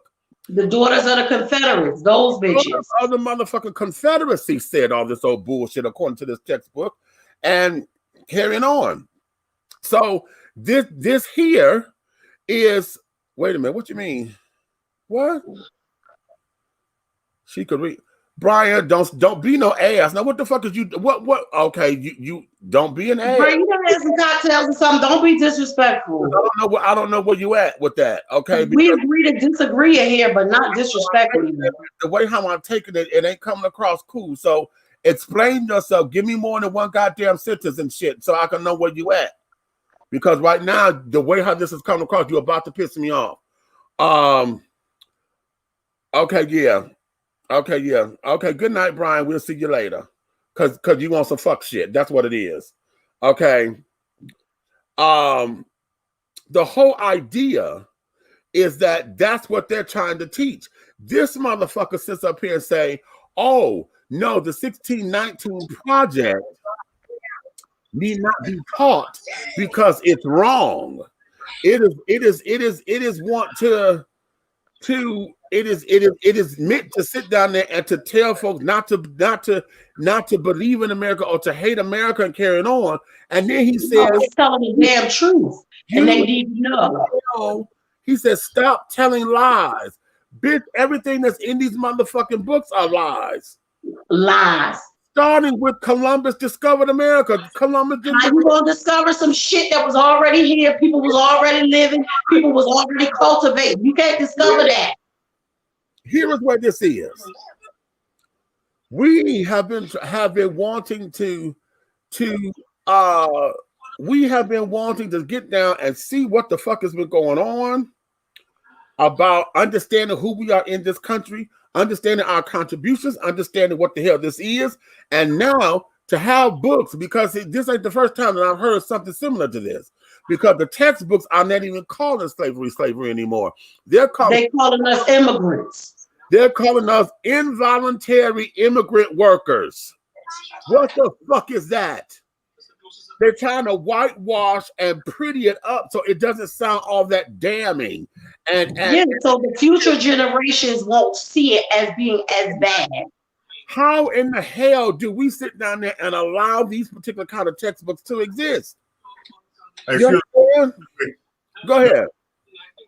I don't know how you need to do it, but I need that one right there put in what we call teacup jail for 30 days. Okay, teacup. Okay, right. Okay. He gonna have to, he need to be blocked. Because it was out of control. This uneducated bullshit just kills some brain cells with this conversation. Brian, if you're upset, then get upset with the right motherfucking people, because that's just it. It's stupid as fuck, because why? You talking about an education system that don't want to teach, but they're saying everything is a motherfucking lie because they're trying to whitewash. Wait a minute, I'm trying to figure out, is he listening to the whole conversation? Because what we're talking about is these white people trying to change what actually happened. So is he missing some parts? Because now I'm getting the fuck confused. Do you believe that we believe them? Like, I don't get it. What the hell? Either. But the whole I'm gonna come on this show and start some shit. The whole thing of it is that this here is why I wanted to bring this as a conversation. The 1619 project, what folks are upset about is that it started in the New York Times, okay? So they outlined all of this in the New York Times, okay? Well, to my last recollection, as long as the New York Times has been in existence, it has been a credible periodical that anytime I've done a research paper, I have to make a quote, I could go to I can use the New York Times. I'm still writing papers right now. And quote them as a motherfucking resource. Yes. Okay, and as a source or whatever. And I have to quote the dates and where the fuck it come from. The 1619 project is a series that as long as New York Times has been in existence, it has been a credible periodical. At any time I've done somebody got their TV up, I'm getting feedback. Yeah. New York Times. Oh Lord. Okay. Good. All right. So, okay, do we get it? All right. Yeah. All right, that's it. That's it. So now it's becoming to a point now to where we already know that the educational system was up for fucking grabs because it's got that Betty DuVos bitch that's up in here that don't know what the fuck it is that she's doing. We already know that the educational system was up for grabs when they started closing down a lot of goddamn schools and they're really not educating the kids. We already knew that education was up for grabs because when we were kids and they were pushing everybody through because they got too old, instead of educating them, y'all just said they got too old and they were stupid. So you pass it just to get them the fuck out of school so you don't have to deal with them. So you didn't have to educate them. See, I just made them to be little grease monkeys and carrying on. Oh, well, you ain't gonna be nothing much. Just go ahead on and work on the car some damn well. What the teacher tell Malcolm X? Jesus, you can't be no lawyer. That ain't, you can't be that. Be a carpenter. Jesus was a carpenter. How about that? So when we deal with all of this, this thing here has just gotten to a point where the lunacy of this should have all of us fucking outraged. Now, because, wait a minute, before I go there, this is something that I've always been wondering, okay? And this goes out to all my power to the people children. This goes out to all my black educators and carrying on. This goes out to everybody who say that we need a black curriculum to tell our story. Where are the fucking textbooks? How come we have not pulled resources together to create textbooks? Okay, if the daughters of the fucking Confederacy, It depends on the goddamn school. I went to Sister Claire Muhammad. We got taught about us. Okay, now There's a and it should be more, but there's a charter school in Philly. I gotta ask my sister the actual name of it, but it's like an African international something. Like even their uniforms are dashiki print. Okay, like they're learning about us. Here's the thing though. So I'm sure that their curriculum, they got textbooks somewhere. If they got textbooks, where are they to where we could get them in bulk or in number? Why is it that being shared? Because one of the things about education is that education is supposed to be a continuous process. As one person matriculates, they did that with us. We just sit up there and get brand new books every motherfucking year. We had to pass the books down. And remember, I'm gonna tell y'all, by the time my kids got to damn high school, I thought my kids was lying when I'd be like, well, where your books at? Because my textbooks used to break my goddamn back. Right. But they ain't had no damn textbooks. I thought my damn kids, I'm calling the school, like, what the fuck you mean you ain't got no textbooks? This is a good point. Where's the money going that they don't have money to make sure the kids got textbooks? Because they ain't have none. Mm-hmm. Amos said, well, no wonder why Trump is trying to assassinate the project. Doesn't he hate the times? Okay. Yeah, and what he's saying is that he's not going to give money to anybody who's going to be teaching that curriculum. If your school teaches it, y'all ain't getting no money. This is the most, I've never seen such. Hold on. Wait, stop, Nikki. What happened? I don't give a fuck if I piss you or anyone else off. No one validates me but me. If you want a good conversation, all our opinions move a conversation. Motherfucker, state what the fuck it is you trying to goddamn say. Yeah, now, because we still don't know what you're saying. Wait, Nikki, wait. Now you want to piss me off. Sit down here and say what the fuck it is you trying to goddamn say, Brian. Ain't nobody got time for this goddamn coded shit. If you don't like what the fuck was said, say it. But don't give me this cryptic shit like you said they're trying to act as if this, that, and the other. Fuck all this bullshit. Say what the fuck it is you need to say. Oh, really? I'm sure the fuck confused, because I'm confused. Say what the fuck it is you need to goddamn say, bastard. I ain't got time for this motherfucking bullshit, this all pissy ass shit. Hell, you talking cryptic, motherfucker. Talk what the fuck it is. You a goddamn man. Say what the fuck it is you need to goddamn say. All this cryptic ass bullshit. And then want to call folks bitches and shit because they said something about what? What the fuck it is are you trying to say? The curriculum is the 1619 project. What the fuck it is that you got to say about it? The curriculum is that the daughters of the Confederacy said that the goddamn slaves and shit, whatever the hell that was said earlier, the daughters of the Confederacy wrote textbooks to disqualify that. So you say it's a waste of your motherfucking time? Then go ahead on and go to goddamn sleep. Because we need to know about stuff like that. Because had Amy not told us, I wouldn't have known that no textbook said no bullshit like that. Be cryptic. Ain't nobody got time for cryptic shit, bitch. Ain't nobody got time for cryptic shit. Because I'm totally confused. I'm totally confused. Brian, now you want to sit down there. Okay, now you've reverted to childhood tactics. Good night, Brian. Thank you for coming up in here. Go ahead on and do whatever it is that you're going to do. Because see, now you're just being a big ass baby. Right, because nobody knows what he's talking about but him. Like he's saying, because he's cryptic. What'd you say, Tay? As a veteran myself, I can say that the VA doesn't do enough for veterans with PTSD or any other mental illness. I don't want to see the video And as sad as it is, as it may be, hopefully it brings attention to what's not being right at the VA. Moving on to the 1619 project, this isn't the first time I've heard this date.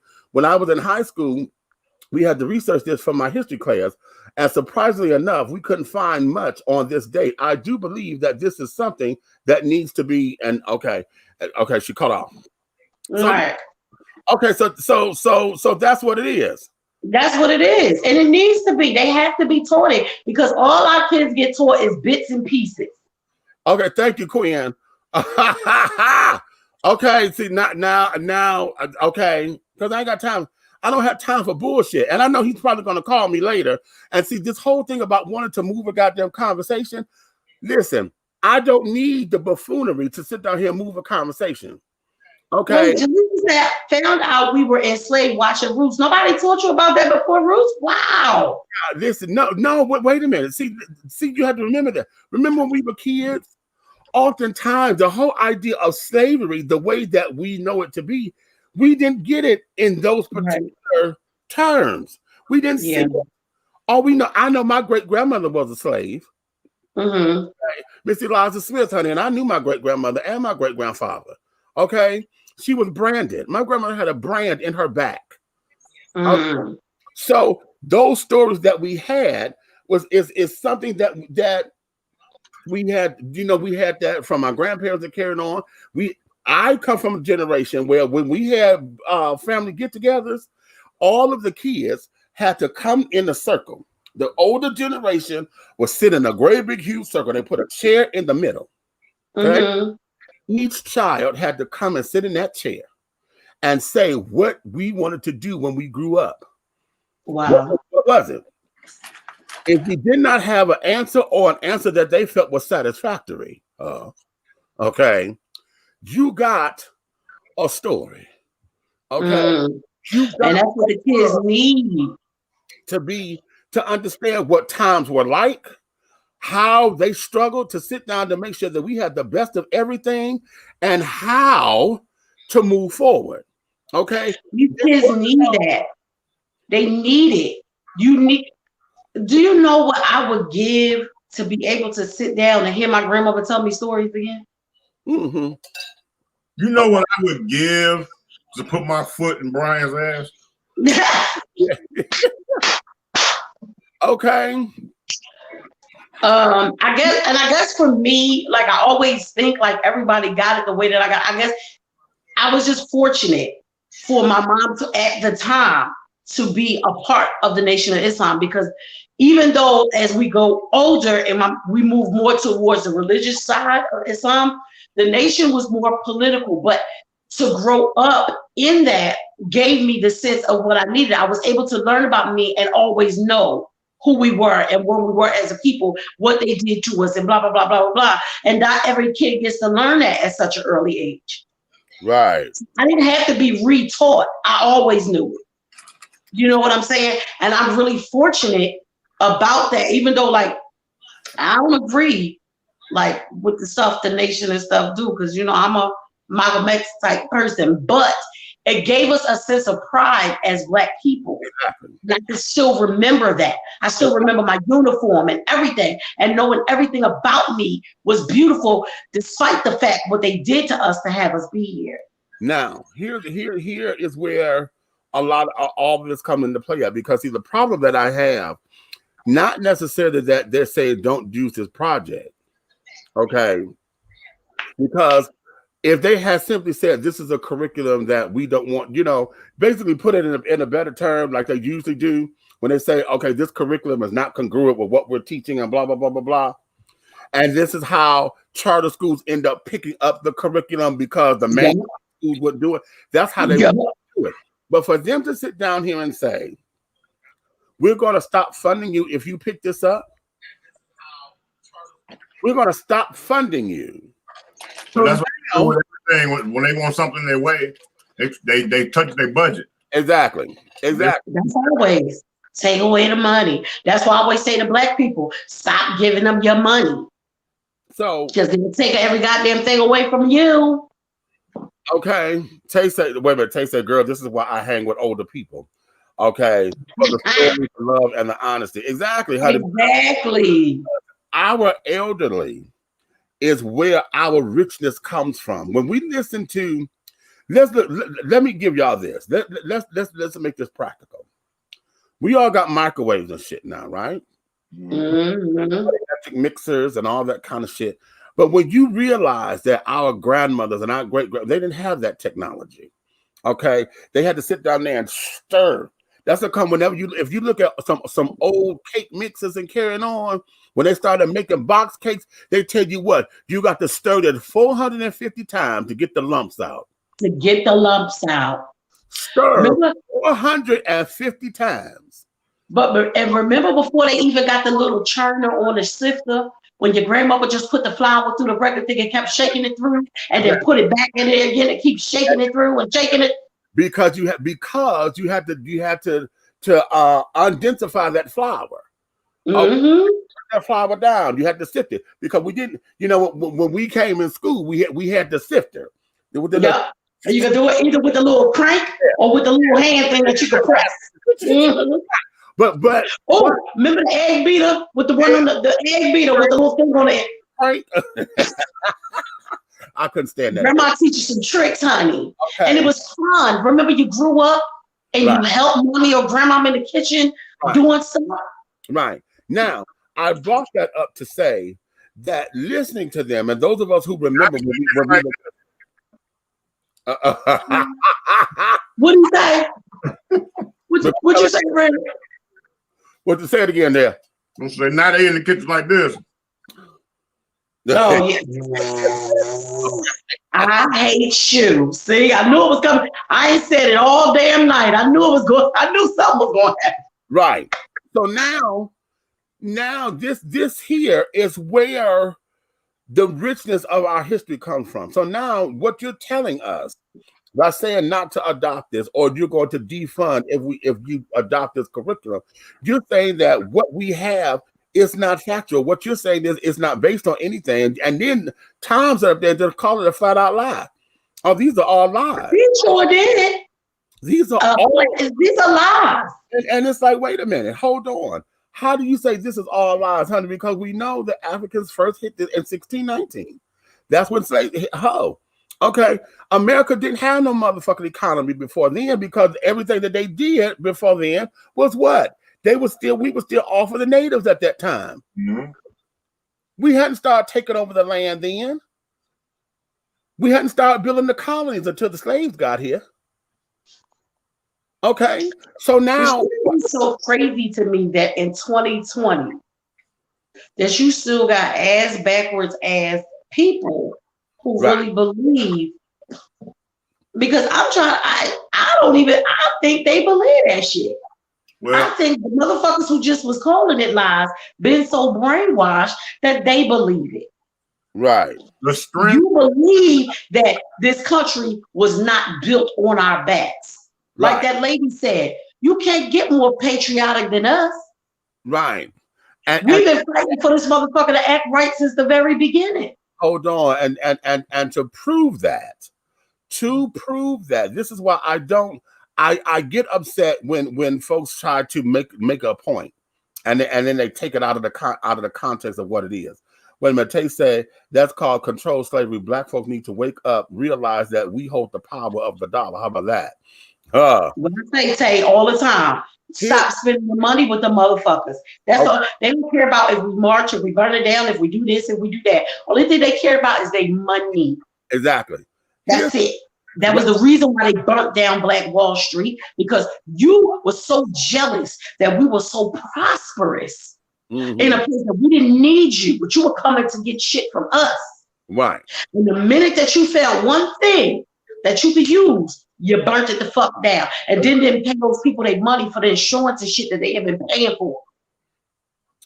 Here's the thing, and this is why when I see black folks who defend the Confederate flag and carrying on, I know that pisses off a lot of people. Okay, it pisses off a lot of people. But what we have to realize is this: is that there were blacks who fought in the Confederate War. Right. They were trying to protect what they knew was theirs. All they knew was massa. Okay. That's all they knew. And some of them was being promised their freedom. The freedom to do it. They was being promised the freedom. Others knew that, hell, for those who wasn't promised their freedom, they just knew that what their life as they knew it was being destroyed. So they had to help in their minds. That was the mindset. Okay. I was going to say, remember the conversation, I think one of Malcolm X's speeches, when he talked about the mindset was everything was about the master. So he didn't say, what's wrong? Are you sick? He said, what's wrong, boss? We sick? Yeah. Yeah. We sick? Everything was about, like you said, everything was about them. So they didn't know any better. So if master said, we got to fight for what's ours. How about that? Now, wait a minute. Now, you know what? It's so interesting that you say that. Because usually, now I know oftentimes when we talk about ourselves in the third person, okay, well, we must go to the powder room and all that. We always say it's the royal we, okay, because there was hierarchy, right. and carrying on. But when slaves did it, honey, there was no hierarchy, honey. That was ownership. That was ownership. That was ownership, honey, because now I have to show you that I'm loyal to you. I have to show you that I'm committed to you. I have to show you that I'm on your side and carrying on, and that, everything that I do is for the best. It's for the best of you. Okay. And if you were born into that and you didn't know any other thing, and you didn't have slaves on your plantation to show you, we got to get the fuck from up under this, you didn't know better, and you didn't know that it was wrong. Right. Which is why, that's what I'm saying, for those blacks who defend the Confederate flag, especially for those who feel as though they're doing it on behalf of their relatives who died and sacrificed themselves in that war. Right. I can't fault them. What I do fault them for is when they don't tell that story. Right. So they start fighting for the flag based on other bullshit. Right. Instead of saying, I fight for this flag because my great-great-grandfather died for this. Right, but not only that would it help a lot of things, that'll stop. You can imagine how much drama in the streets it can stop. You out there standing up for that flag, and then there's 16 niggas standing over in this corner looking at you like you crazy. Right. Right. And the white people on the other side of the corner looking at you like you're crazy because they looking at you like they want to hang you with that motherfucker. Understanding your story because you keep it to yourself, you just made yourself a victim. Exactly. Right. Exactly. Right. Now, because we're not understanding. They don't give a fuck, and we ain't understanding. I'm going to say this, and Nick, this may piss you off. Go ahead. What Red just said is the essence of what Candace Owens is trying to teach. Well, no, that don't piss me off because remember, I did watch the documentary that everybody y'all still waiting to watch it, right? Yeah, I still got to watch it. Okay. So if you remember me, I said even though I felt like that was 2 hours of my life that I couldn't get the fuck back. Yeah. However, I don't always, because I said it before, I don't always disagree with everything you can say. I disagree with the way that you go about it. And I could give two flying fucks if you're a goddamn Republican. What I can't get with is you being a Trump supporter. Right. Okay. I can't get with that. Because if you want to believe that this is you don't want to be a victim and blah, blah, blah, blah, you don't feel like we need to talk about slavery to move things forward or whatever, I think that's your opinion and you're right. But to act like those things didn't happen and those things didn't shape the way this country is ran, right? Then yeah, I got a problem with that. I don't have when they're saying, well, Republicans, how we always talk about the flip, right? How it's switched, right? At the end of the day, I look at it like this: it didn't matter if you was a Republican or a goddamn Democrat, because before we were allowed to vote, wasn't none of that shit about us. That was shit between them two, still white people. And all we ever get is to vote for the lesser of the two evils. Okay. We know that the motherfuckers is both evils. Right. But as black people, in order for us to try to see anything, we have to vote for the lesser of the two. Exactly. That's always what we've always, until Obama, that's all we ever had. Okay. Amy says, I bet the reason that we never learned about Black Wall Street is because if black people were seen to be wealthy and successful, it would destroy the narrative that black people are less. Girl. That's exactly why. That's exactly why. Okay. Yeah, hold on. I'm going to get to, you missed that. See, okay, hold on. So not only was it destroyed, it was buried. It was buried entirely. Exactly. Okay. To But I comment can on tell what the whole story, honey. it is my understanding that slaves were often given the last name of the slave owner. Do you Right. think that that gave the illusion of family and belonging that continues even today? Ooh, that's a good question. That it may have contributed to why slaves would fight for the plantation or the Confederacy. Ooh, Amy. It's exactly that. That was the creation of the Herschel Walker family right there. No. It's exactly that. It's exactly like what we just said. Boss, we sick. If boss last name is Tyler, then your last name is Tyler.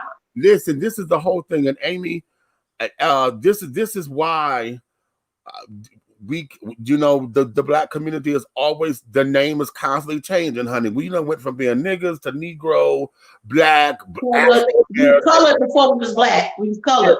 Colored before we were colored, black, Afro-American, Black American, African American. Now, African American. I want to say we ADOS, American descendants of slaves. Okay.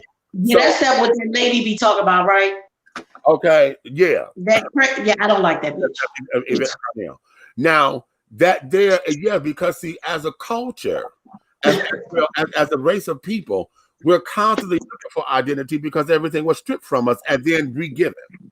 Everything in this country is given to us by our oppressors, by our overseers, or by those who when we set foot on this land as slaves or as involuntary immigrants. Okay. When we everything then was given, because remember, the language had to be taught because a lot of those folks didn't know the white man's language. So everything had to be taught. Not only did they not know the white man's language, but a lot of them didn't even know each other's languages, because with the so many different tribes in Africa, even if you just took everybody from Nigeria, there are so many different tribes and they all spoke different things. That's why, like, when you hear people from the islands and you think that they got some crazy, no. The language is basically English, but it's broken. It's broken English because they didn't want Massa and the motherfuckers to understand what they were saying. So when they were out in the field, they created a language to be able to communicate with each other, so overseers and shit couldn't understand. Exactly. Now, Jaleesa was asking what documentary, and this is to you because Uncle Tom. Yeah, and this is a real website. Red.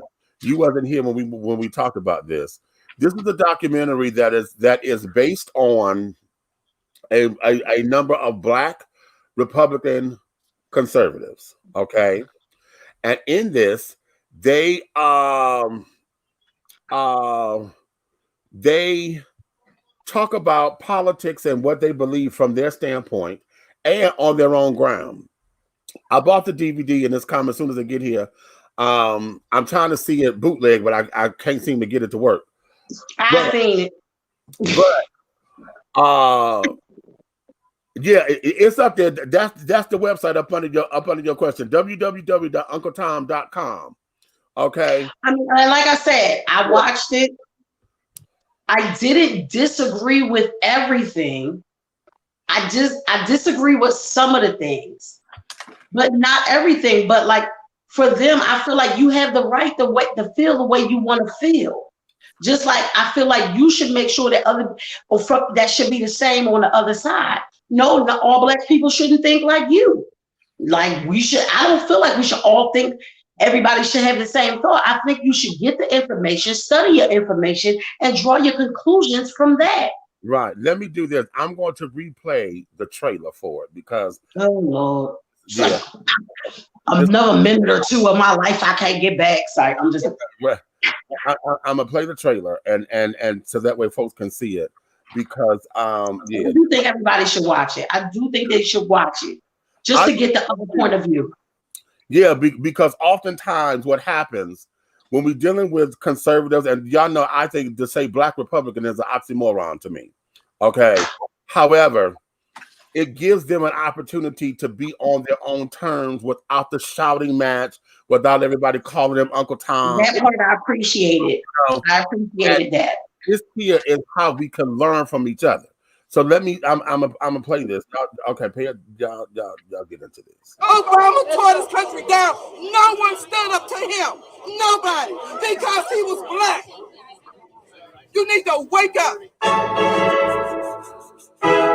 My parents didn't teach me that I was a victim. They can turn back voting rights. Didn't nobody donate to us the right to vote? Who's your house nigga? I didn't call you a nigga. Oh, okay, that's a big difference. You're Uncle Tom. And Uncle Tom is somebody who has sold out by embracing the white man. Uncle Tom, Bedouins, bootlicker, black white supremacists, chucking a job, House Negro, coon, Uncle Tom, coon. I have a Coon Award. I can't stand that motherfucker Coon right of there. the Year Award. Most black people don't believe that other blacks can be independent, free thinkers. I believe the legacy and the ancestry of black Americans is being insulted every single day. I will not pretend to be a victim in this country. I know that makes many people on the left uncomfortable. Racist, racial, racism. 1,000 cuts of racism. The liberal will try to control a black person through the concept of racism because they know that we are very proud, emotional people. I never felt that because I was black or I was poor or a woman that I couldn't do something. I grew up being told of my disadvantages, that this country is unfair to black people. The ideology is implanted into you subconsciously to believe these things. It's like a cancerous plague in the mind of black Americans. We're brainwashed to think, is it because I'm black? America's not ours, so we got shipped here. No, our blood is on this soil. We own this too. There should be a pride that we have in the fact that this country was built by many great black men and women. Are you trying to say that this country does not specialize in racism and bigotry? So long as black people continue to have their psyche filled by that nonsense, we won't have an awakening. And see, the problem that I have is that they keep on to say that it's nonsense about talking about racism and this, that, and the other. But this country, that's my part. This here, these are the founding principles of this. Now, what I do understand is that, but I understand that the whole thing of it is about being a victim.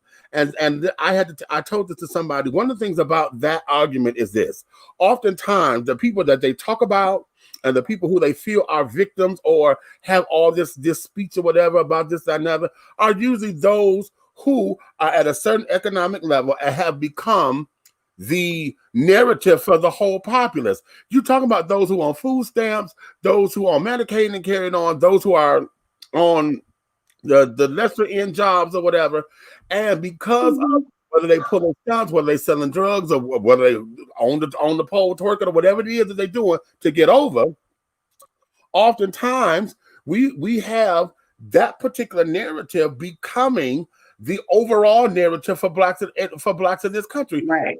All of us, especially those of us of a certain age, we were all born and taught that hell, we had to fight to be an American. I'm a proud American because my ancestors built this motherfucking country. Exactly. Patriotism or whatever, because we built this shit. And we were all taught that in order for us to get anything, we had to work twice as hard and do 3 times as much in order to get time. Starting from when we was kids. Yeah.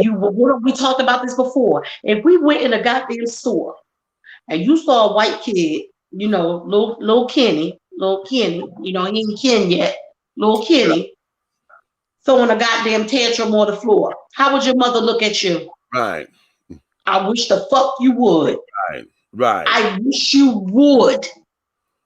We've always taught that we had to be better. We had to learn harder, work harder, be better. Our manners had to be better. Our grades had to be better. We had to work harder. We've always been taught that. Right. That's been instilled in us no matter what faith your family was. It didn't matter if you was Christian, Muslim, Jew, whatever. If you was black, you were taught. I wish you would go in there and act like that. That's the fool. And then remember too that a lot of that too, we also were proud of our name. Mm-hmm. We had to be proud of that family name because that name meant something. Because in being proud of our name, it took out that slave mentality of it. We were, Rob Taylor's slaves or whatever. We had to earn that name to say, I earned it by my work. So when we were the family, oh, you Lorraine's boy. you know, and what the pride of what that meant. Okay. Right. My kids say it to this day. Like when they go places and stuff and they kind of all together, they say, those Nikki kids. Yeah. You or know, those Brian kids. right. You know what I'm saying? Right. And that's what that was. But here's a very interesting question. But hold on, let me get Taste that for the slaves that fought for the slave owner, it is believed today that they may have suffered from Stockholm syndrome. No. Folks, they want to try to give it that. The definition of what Stockholm syndrome is, that's what it would be. But they just didn't know no better. Know any better because they did what they knew to do at that time. Right. And as the definition of Stockholm syndrome goes, because you fall into what they're doing, so then that automatically becomes what you do. So by the pure definition of what it's supposed to be, then yeah, it would be Stockholm syndrome. Right. Okay. You taking on with your captives. You're taking on your captives' way of life and mentality. Yeah, and that there, which in layman's term, you're brainwashed. Right. That's all it is. So now this is a very good question. Who is it that you think is writing the narrative that you're speaking of? The narrative is written by, number one, the media and the stereotypes and the powers that be. Oftentimes, if you notice, when it comes down to Black folks, and if you look at a lot of scientific reports from back in the day and carrying on what they claim to be scientific evidence that the Black man's brain was developed much smaller than the white man's brain and all this and the other, then that got perpetuated. And then it became to where that became the rule of thumb. Then it was like, because of our cultural differences, now we were scavengers and carrying on because of how we dance or how we like to party, you know, and carried on. When the overseers would let, you know, give the slaves time off or whatever, how we praise the Lord and how we went to church and, you know, that whole experience. The dancing and the praising and stuff, because that was stuff that they brought over with us. That we were called savages and things of that nature. So those are the things that start to take effect. Then it becomes the lazy, shiftless, no good somebodies, the hustlers and things, because now you get those, you know, when we come to my day, it was all about those who didn't want to be educated. All they know how to do is sing and dance and play basketball. Okay. Get them out there on that court, and that's all they're going to do. And then when we got those who start to see that as the way out, then it started to become, everybody was trying to become a ball player. Everybody wanted to go sing for Motown, child. Everybody wanted, you know, they wanted to go dance on Broadway, you know, and then Broadway known as the Great White Way. Okay. Now it became this, that, and the other. Then when drugs hit and it became the street pharmaceutical, now the narrative changed because they ain't nothing but predators out there. They out there selling drugs and this, that, and the other. Well, how it was introduced was a way to come about of it, just like going to the military. Because if you want to, I'm going to say something. God damn it. Oh, but wait till you watch Uncle Tom, because baby, there's a piece in there about the Black in the military. I was like, okay.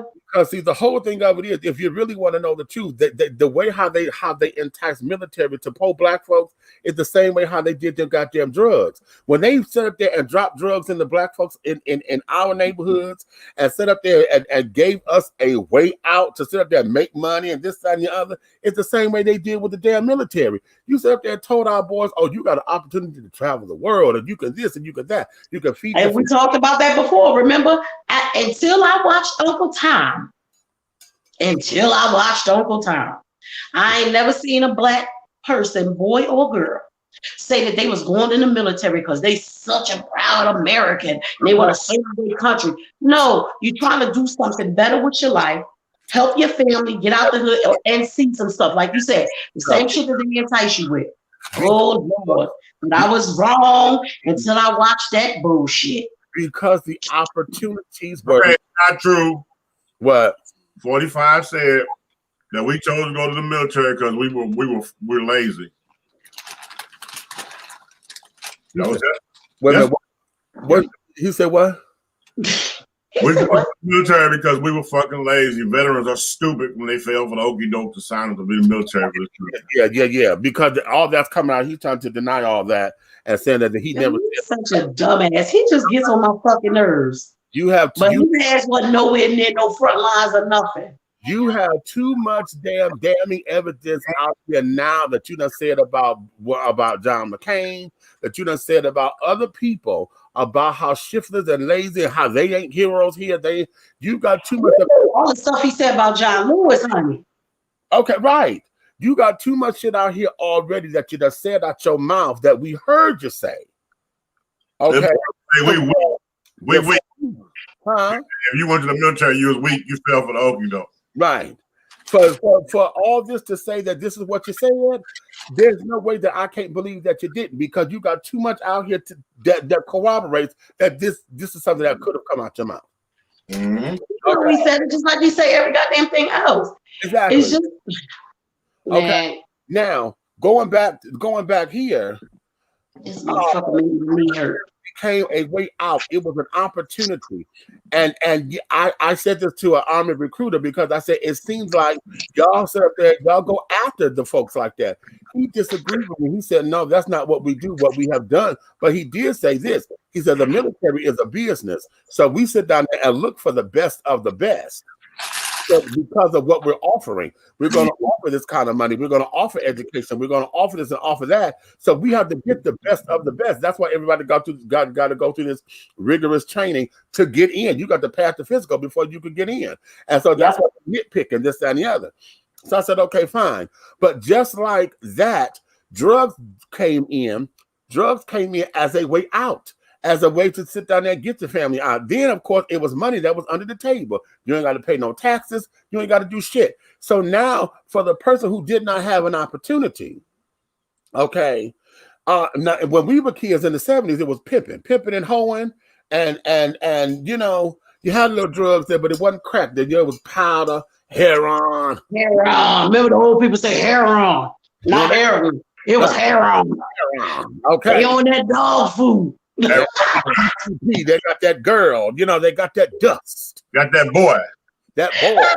You know.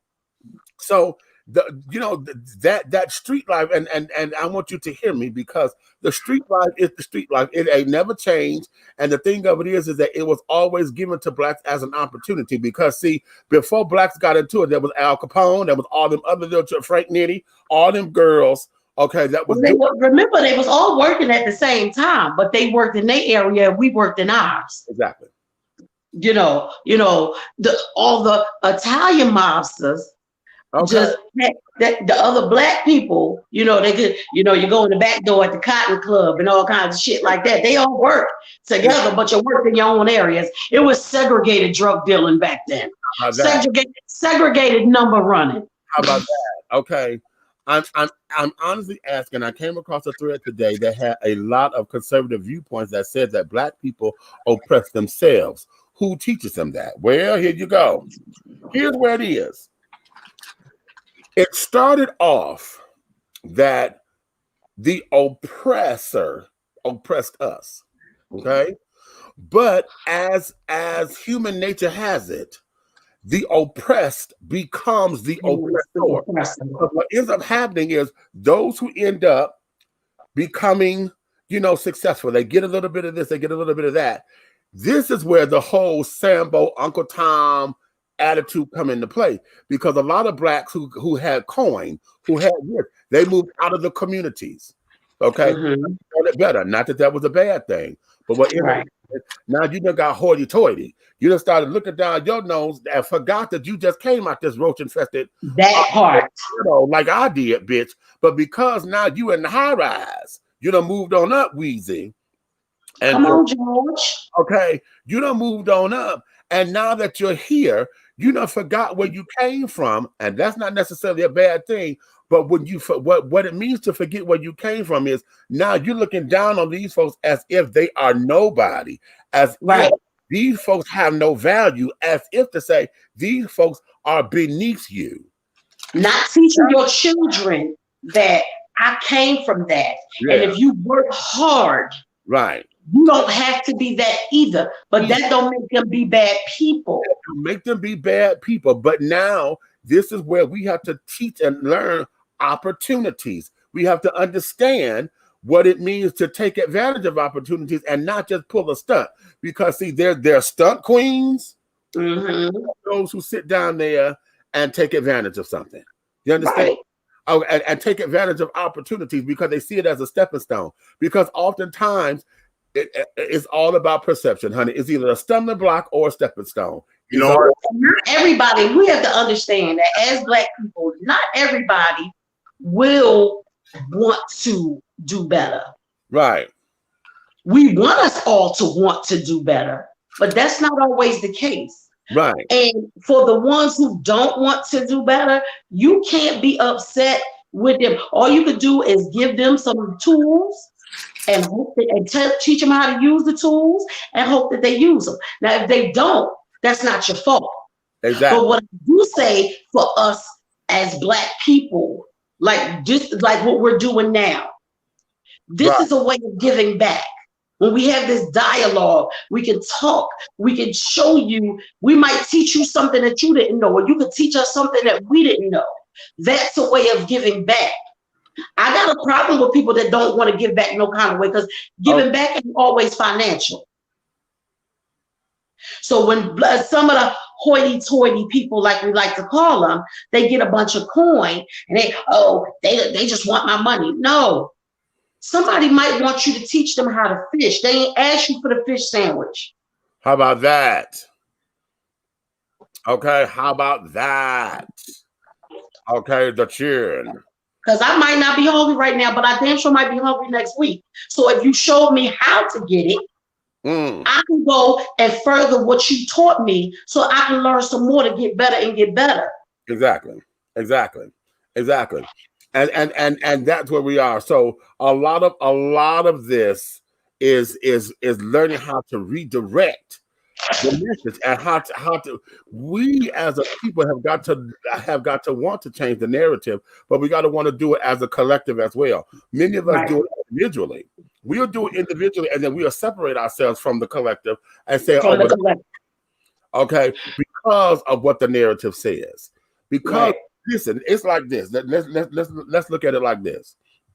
Because I'm sure that when white women, and I've experienced this myself, walking down the street, I'm 6'4", I'm 355 pounds. I got to get back down to 290.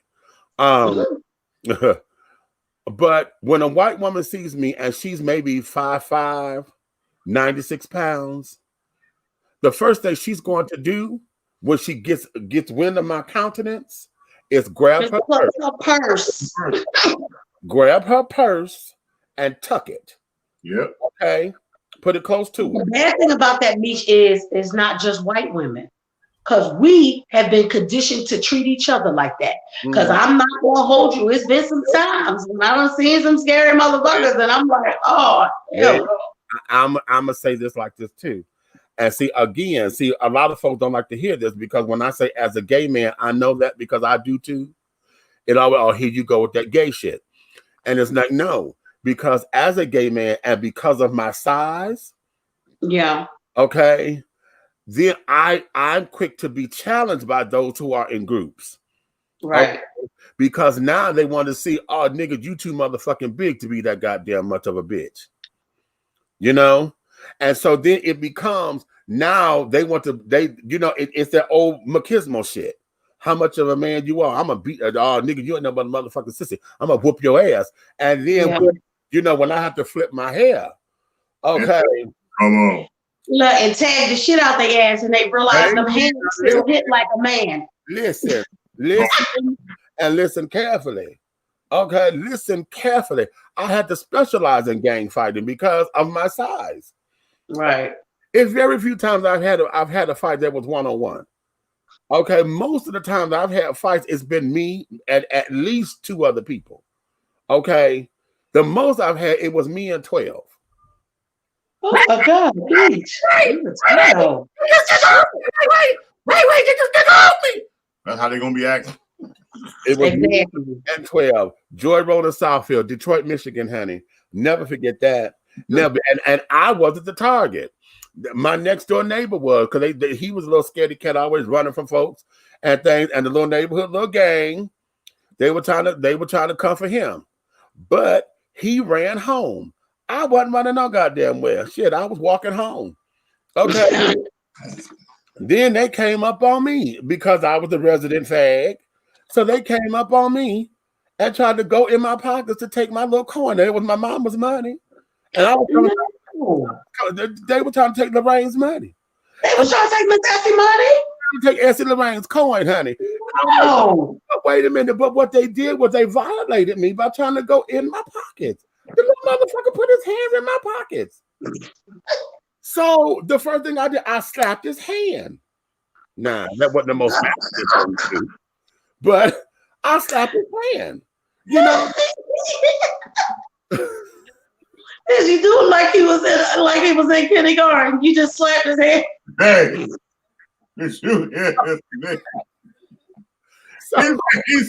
his hand. I slapped his hand. Like, boy, don't do that. That's Miss Essie mother. What's wrong with you?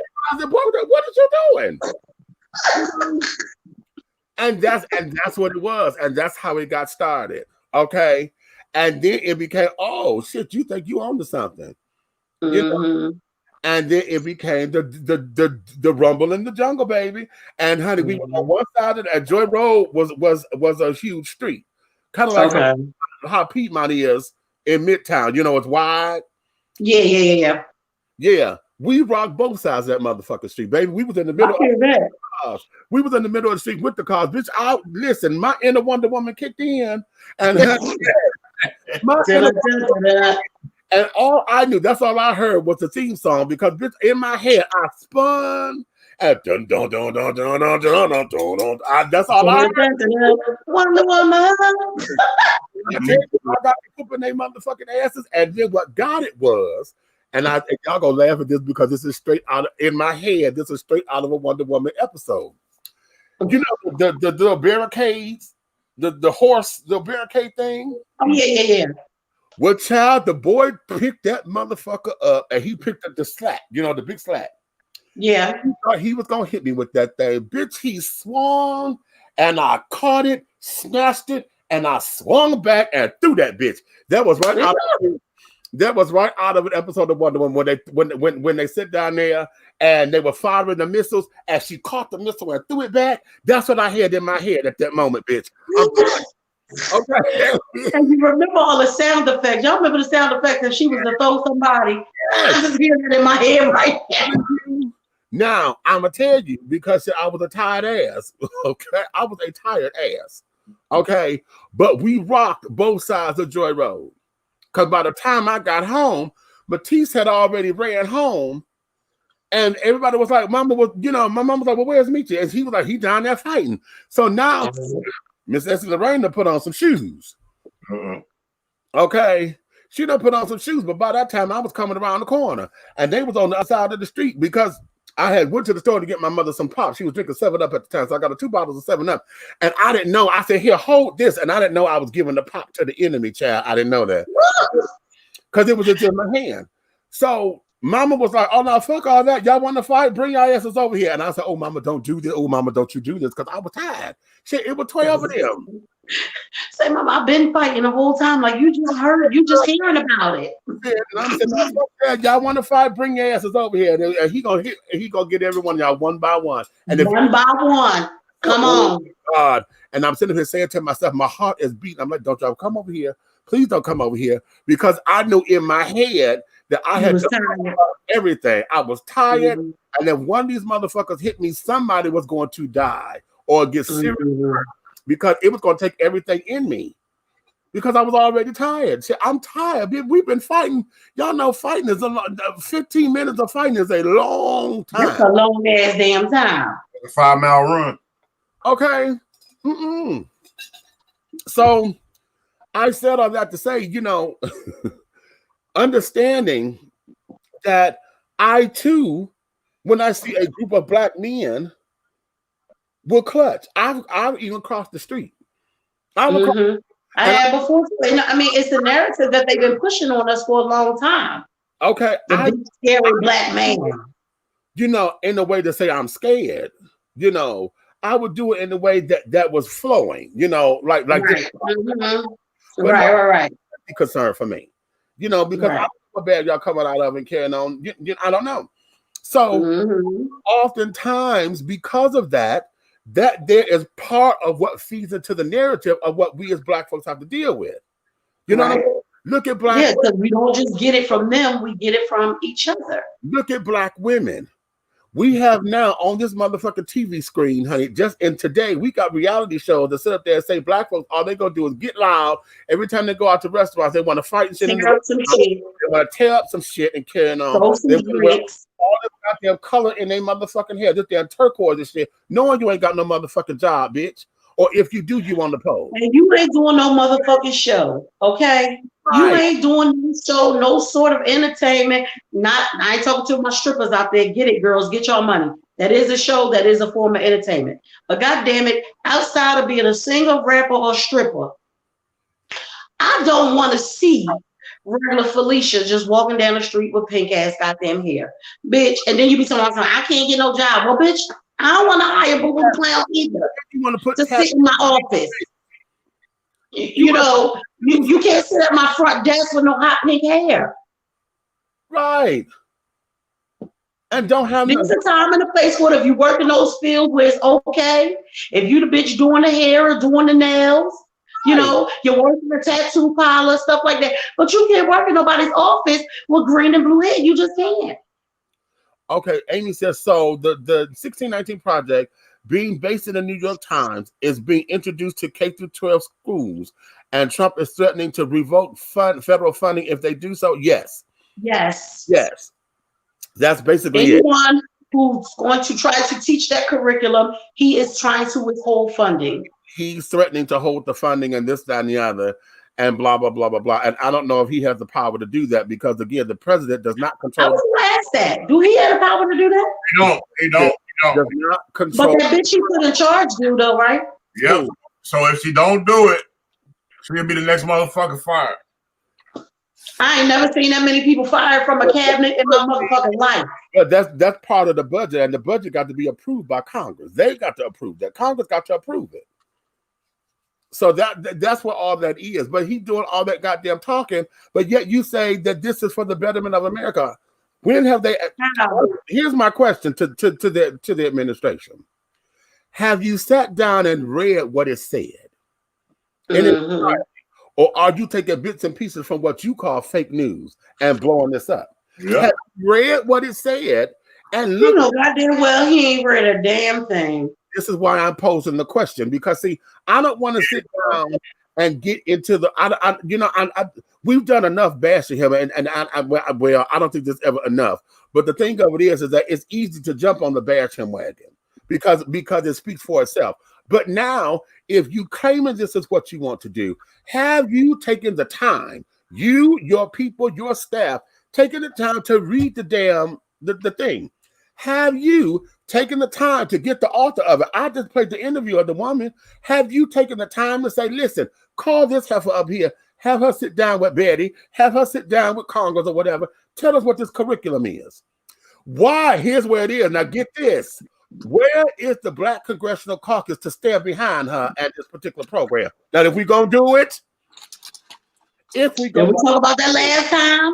If we go motherfucker, I love Auntie Maxine. I love Auntie Maxine all day. But goddamn it, you on that motherfucking Black Congressional Caucus. Where are y'all? Now, education ain't her thing. Because everybody who's on there specializes in an area. Right. So yeah. Here is where we are. We need to go to them and be like, okay, listen. When Obama was in office and y'all said they got mad because he said we need to stop complaining, y'all didn't put his ass to the fire. Y'all, what you did was those bitch moaning and complaining and said, oh, he told us to stop complaining. Who is he to tell us? That's what you did. You didn't sit up there and said, nigga, look, you black, you from motherfucking Chicago, you know goddamn well what we thinking of and what we need to do. You need to sit down here and work with us so we can push this shit through this goddamn Congress. Right. Didn't nobody do that. If you didn't fight for it, what you crying for? Didn't nobody do that. Okay, and if they did, they didn't do it loud enough. You only did it once or twice, and then like most folks do, throw your hands up and say, fuck it. Mm-hmm. You know? So, It's back to accountability. They didn't want to make nobody accountable for their actions. All they doggone like they said, if that would have been that shit could have been R. Kelly's little brother, and he the one president. Okay. So Jaleesa said, I just did that, but she posted that when I was talking about the group fighting and carrying on. Wait a minute, Coco, you had to fight like that, girl? You were fighting, Jaleesa. What happened, girl? girl, don't do that. Because you're going to make me come to California, girl. You know, you my sister had it. Girl. Okay, he threatened to revoke federal funding if schools didn't reopen as well. Exactly. Yeah, he did that. Yes, he did. Yes, he did. Because he didn't give a goddamn about these kids being sick. And that's why schools is opening. So many kids is sick. Now they got to go back. And just when all you had to do was just make it virtual, at least for the first half of the year. What they should have said was it's virtual till December, and then we're going to see again. Exactly. Okay. Oh, but instead, you're trying to take money from the kids. They're going to die. No, she said she just clutching my purse. I got you, girl. Right. Okay. Yeah, because you know, and then when you don't want to make general assumptions and I'm gonna say this too, because see, again, being of the Black alphabet children, that damn gangster mentality, you know, that 80s when gangster rap took over Uncle Luke and all them children, that there became a definition of masculinity. Okay. Mm-hmm. And it started to heighten disrespect of women. It was crazy. And then, because I know y'all remember this, if you wasn't NWA, if you wasn't Ice-T, if you wasn't Luke, if you wasn't what's the other children? What's the other children? Yeah, we want some pussy. Me so horny. Oh, me sorry, them children. Yeah, that was Luke in them. That was Luke. It's another one. Wasn't another one that was in that category with that? Whatever. Too short. Maybe. If you wasn't rocking them because you stayed with Kool Moe Dee or you stayed with Biz that's where I was at. You know, you stayed with Chuck Rock or whatever, you were considered stay over there against God. You know, when Will Smith and them came on, then you was too soft because you was listening to what was considered to be, you know, hip hop was just soft because it was funny. It wasn't that. And so because of that, then it became the clothes. So now the dope culture had a certain look, you know, to where now that there has become part of the narrative. Because now when you say police are, this is why we get racially profiled, because we have a culture to dictate the narrative. And then a lot of this shit started doing it. I can't stand the term wife beater. I can't stand that motherfucker. But you know what? White people started that. From white men living in the trailer parks, that's where it came from. It wasn't us. It was white people in the trailer parks who used to beat on the. That's exactly where it came. It's a policeman's term, exactly. And I can't stand that. I can't stand that. That was exactly where it came from, and we picked it right on up. Hey, hey, what do you want to call it, Meech? Well, what do you want to call it? I've always called it a t-shirt. It's a t-shirt or I was going to say an undershirt. It's an undershirt. Tank top, because of what it is. We call it tank tops, you know. Yeah, it's a tank top. It's a tank, yeah. Yeah, but tank sounds so. I was getting ready to say, but guys will say a tank top sound like something for a girl. It sounds like you need to tie it up in the front. I fucking hate him. He gets on my entire nerves. We did. I only had to hate him twice tonight, so that was good. Sometimes I right up in the front to make it look like a bra so my titties will sit up, honey.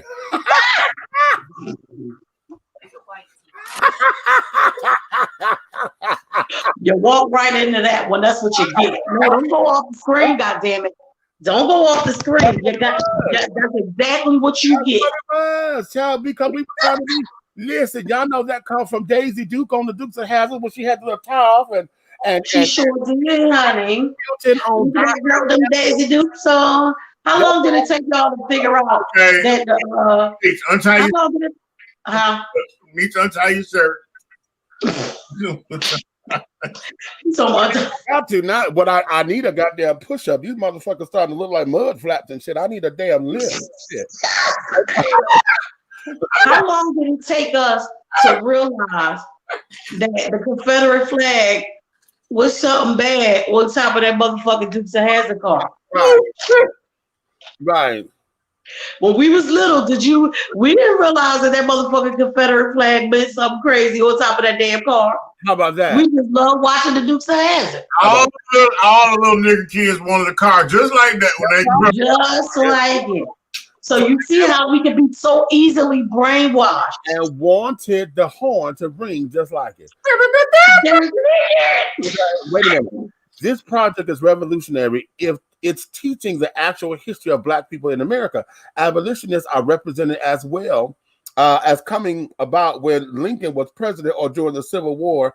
In the general narrative, they were around from the beginning of slavery. I'm sure exactly they were. I was going to say, abolitionists been around since the beginning. Child, listen, what they don't teach. Have you watched the movie Amistad, Amy? I want you to go and start there because Amistad is about the children, honey. That was about a group of slaves who were captured, but they fought and they went back home. And they fought, honey. Okay, they fought. Okay, and they end up going back home. And they'll make a lot of times they may also make them believe that abolitionists was all the white people. Yes. Okay. And that's wrong. There were white people who were abolitionists, but they were not all of the abolitionists. Okay, she said, I'm the actual history of America instead of what the approved curriculum says in school. Exactly. The approved curriculum is what I was taught, and I'm learning how little I know every day about true history of our country. Hello. Oh, Amy, girl, I'll send you some stuff in the messenger because I'm listening and reading about African and African American history. Things that I still don't know. Like I've learned a lot of things, but I'm always still learning. I'll send you some. She said, "Oh, I own the movie. I love it." Exactly. Okay, do that. I want you to go look at The Birth of a Nation. Okay. Yeah, the Nat Turner one. About not the first one. It's no one, but this is the one about Nat Turner. Look at that. Okay. Look at Harriet as well. Harriet was good. I finally actually watched it. You know what? It was amazing. It was better than what I thought it was going to be. Okay. I really believed it because that's why I was so hesitant about seeing it. I was like, here we go. And then again. Here we go. And I was very pleasantly surprised. I loved it. Here it was. Here now we have a Black actress who did well, I thought, with the movie. The movie was a little syrupy because they could have done something with that script better for me. Yeah, but it still was better than what I thought it was going to be. I thought it was going to be that same old eyes of this boss, eyes of that boss. It wasn't that. So I was a Black woman who now Black society criticized because she wasn't ADOS. She wasn't an American descendant of slaves, so she didn't have the root to understand what it was to be slaves and blah, blah, blah, blah, blah. Bitch, she was British. She's a British Black woman. How come she couldn't learn it? She's an actress. Just like when other people, like, if goddamn Chadwick could be T'Challa, then the British woman could be goddamn Harriet Tubman. It's an actress, and it was supposed to be about who was going to play the part the best. That's it. They're afraid of us learning the truth.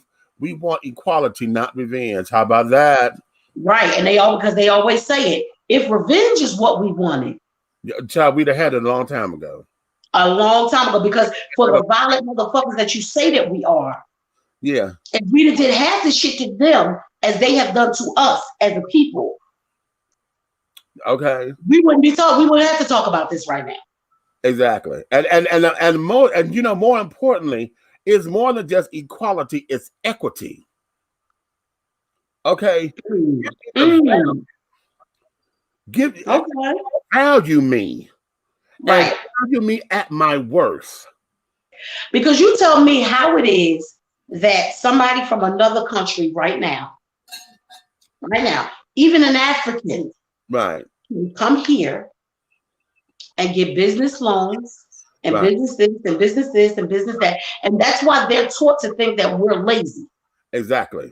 Because you can come from the motherland and get everything that they will not give us. Wait, education, because they come over, they get schooling, scholarships, and then on top of it, what amazes me is that the new Americans that come over here, so they'll come over here to strengthen what they know, because they already coming over here at an appreciation.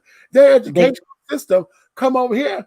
Amazing. They come in, well, we are freshmen. They coming in as fucking seniors, ready to graduate. Right. But they start off going the regular program, but educationally, child, How is it that you just got here, but yet you already tutoring the goddamn students? We in the same class, but they done made you a tutor. And you're getting paid for it. And like I said, and then they feed them the narrative that we're so lazy and we don't want nothing and blah, blah, blah, blah, blah, blah, blah, blah, blah. That's why there were so many Africans who come. And like I said, this was not something that we made up. This was something I knew for a fact from people from different countries in Africa who had said, this is what they told us before we came. Okay, she said, I definitely will, Amy. I definitely will. Before they came, to not be around us, that we were lazy, we were thieves, we were rapists, we was this and we was that, and that they shouldn't deal with us. So if you guys ever come across some Africans that feel like they don't want to talk to you as Black people or whatever, and you trying to figure out why, that's why. They teach them this before they come. Because they've been fed a narrative about us, and then they teach it to their people before they come here. Right. And then on top of that, now in my examples and carrying on, because now they're coming from a country where homosexuality, honey, is a crime. That is punishable. Absolutely, it's a crime. Most of the countries in Africa, you will die. They will kill you. So they're not. It ain't you going to jail. It ain't no, you know how back in the day with the Bible talk and stuff, we're gonna pray it out you and all that. No, they will kill your ass. So that there is that, children. We have one more subject, but I'm gonna push that to tomorrow because we want to get into what we were gonna call style versus substance. And Red was gonna do this because we were going into some relationship stuff. But we're gonna table that for tomorrow. Or our next time that we come on here, because, and I want you guys to get your hats together. Let me give you a little teaser, because the whole premise of it is this. I call it style versus substance because y'all know when you've been with somebody and you're going through your ups and downs and carrying on, and that the person that you love start to become, I'm gonna say nag for lack of a better word, but when they start to point out that you're not doing something, for instance, you get out the car, y'all go in the store, and he open up the door, but don't open it up for you and slam it in, let it slam in your face or close in your face, and then you go and say, well, nigga, what you know, blah, blah, blah, blah, blah, blah, blah, blah, blah. But let that same thing happen, but somebody who is felt and beautiful and the catch of his eye, okay, will he hold the door for her? You know? And let that happen and be like, you know, that James Evans, you know, laugh or whatever. How Florida do it? Like, nigga, I would keep playing with me. Right. Is that what happens? You know, is it style versus substance? Do we take advantage of our partners and then give all of the chivalry to that is the capture of our eye or an apple of our eye? Or is this a minor partake of doggone like vanity? Okay, and vanity is supposed to be one of the sins, right? Okay, right. So what if it's vanity versus victim? You know what I'm saying? Oh, I like that better. See, that's better. Vanity versus. Oh, that's the name of the show. Okay, we're gonna stop. That's the name right there, baby. You better come on through here. That's the name of the show. Nice. So you want your mind to be creative? Get you some of these. Oh, here he go. Okay, that's a yeah. You see, he got real quiet. I saw his ass over there. His eyes went woo. Okay, I saw them eyes. Is that what we were talking about earlier? Yeah. Yeah. But it's all right. Bring me some. On that note, my children, let me let you guys get into your world. I thank you guys for watching and carrying on. For those of you who are catching us on Black GDP, make sure that you tell everybody about the channel. If you don't have it, go to your Roku or your smart TV or your Fire Stick and add the channel, Black GDP TV. Okay? Facebook Live, I love you. This is our first time airing live the show here over here on. Hey, YouTube people. Like, subscribe, share with everyone. we're looking to take this into the next thing. Okay.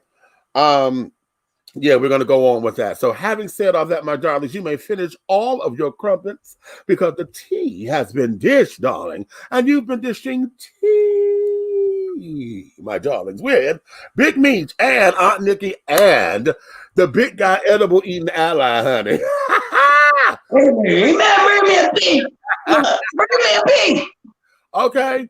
Just a little bit. You know, I won't go back to the hospital. Just a little bit. Okay. If you we don't want you seeing no bunny rabbits going. If you love me, tell a friend, honey. If you hate me, tell an enemy. But do know this: one way, shape, style, form, or fashion, everything that we're doing over here will move forward. So until the next time, my darling, we'll see you again soon. Know that we love you dearly.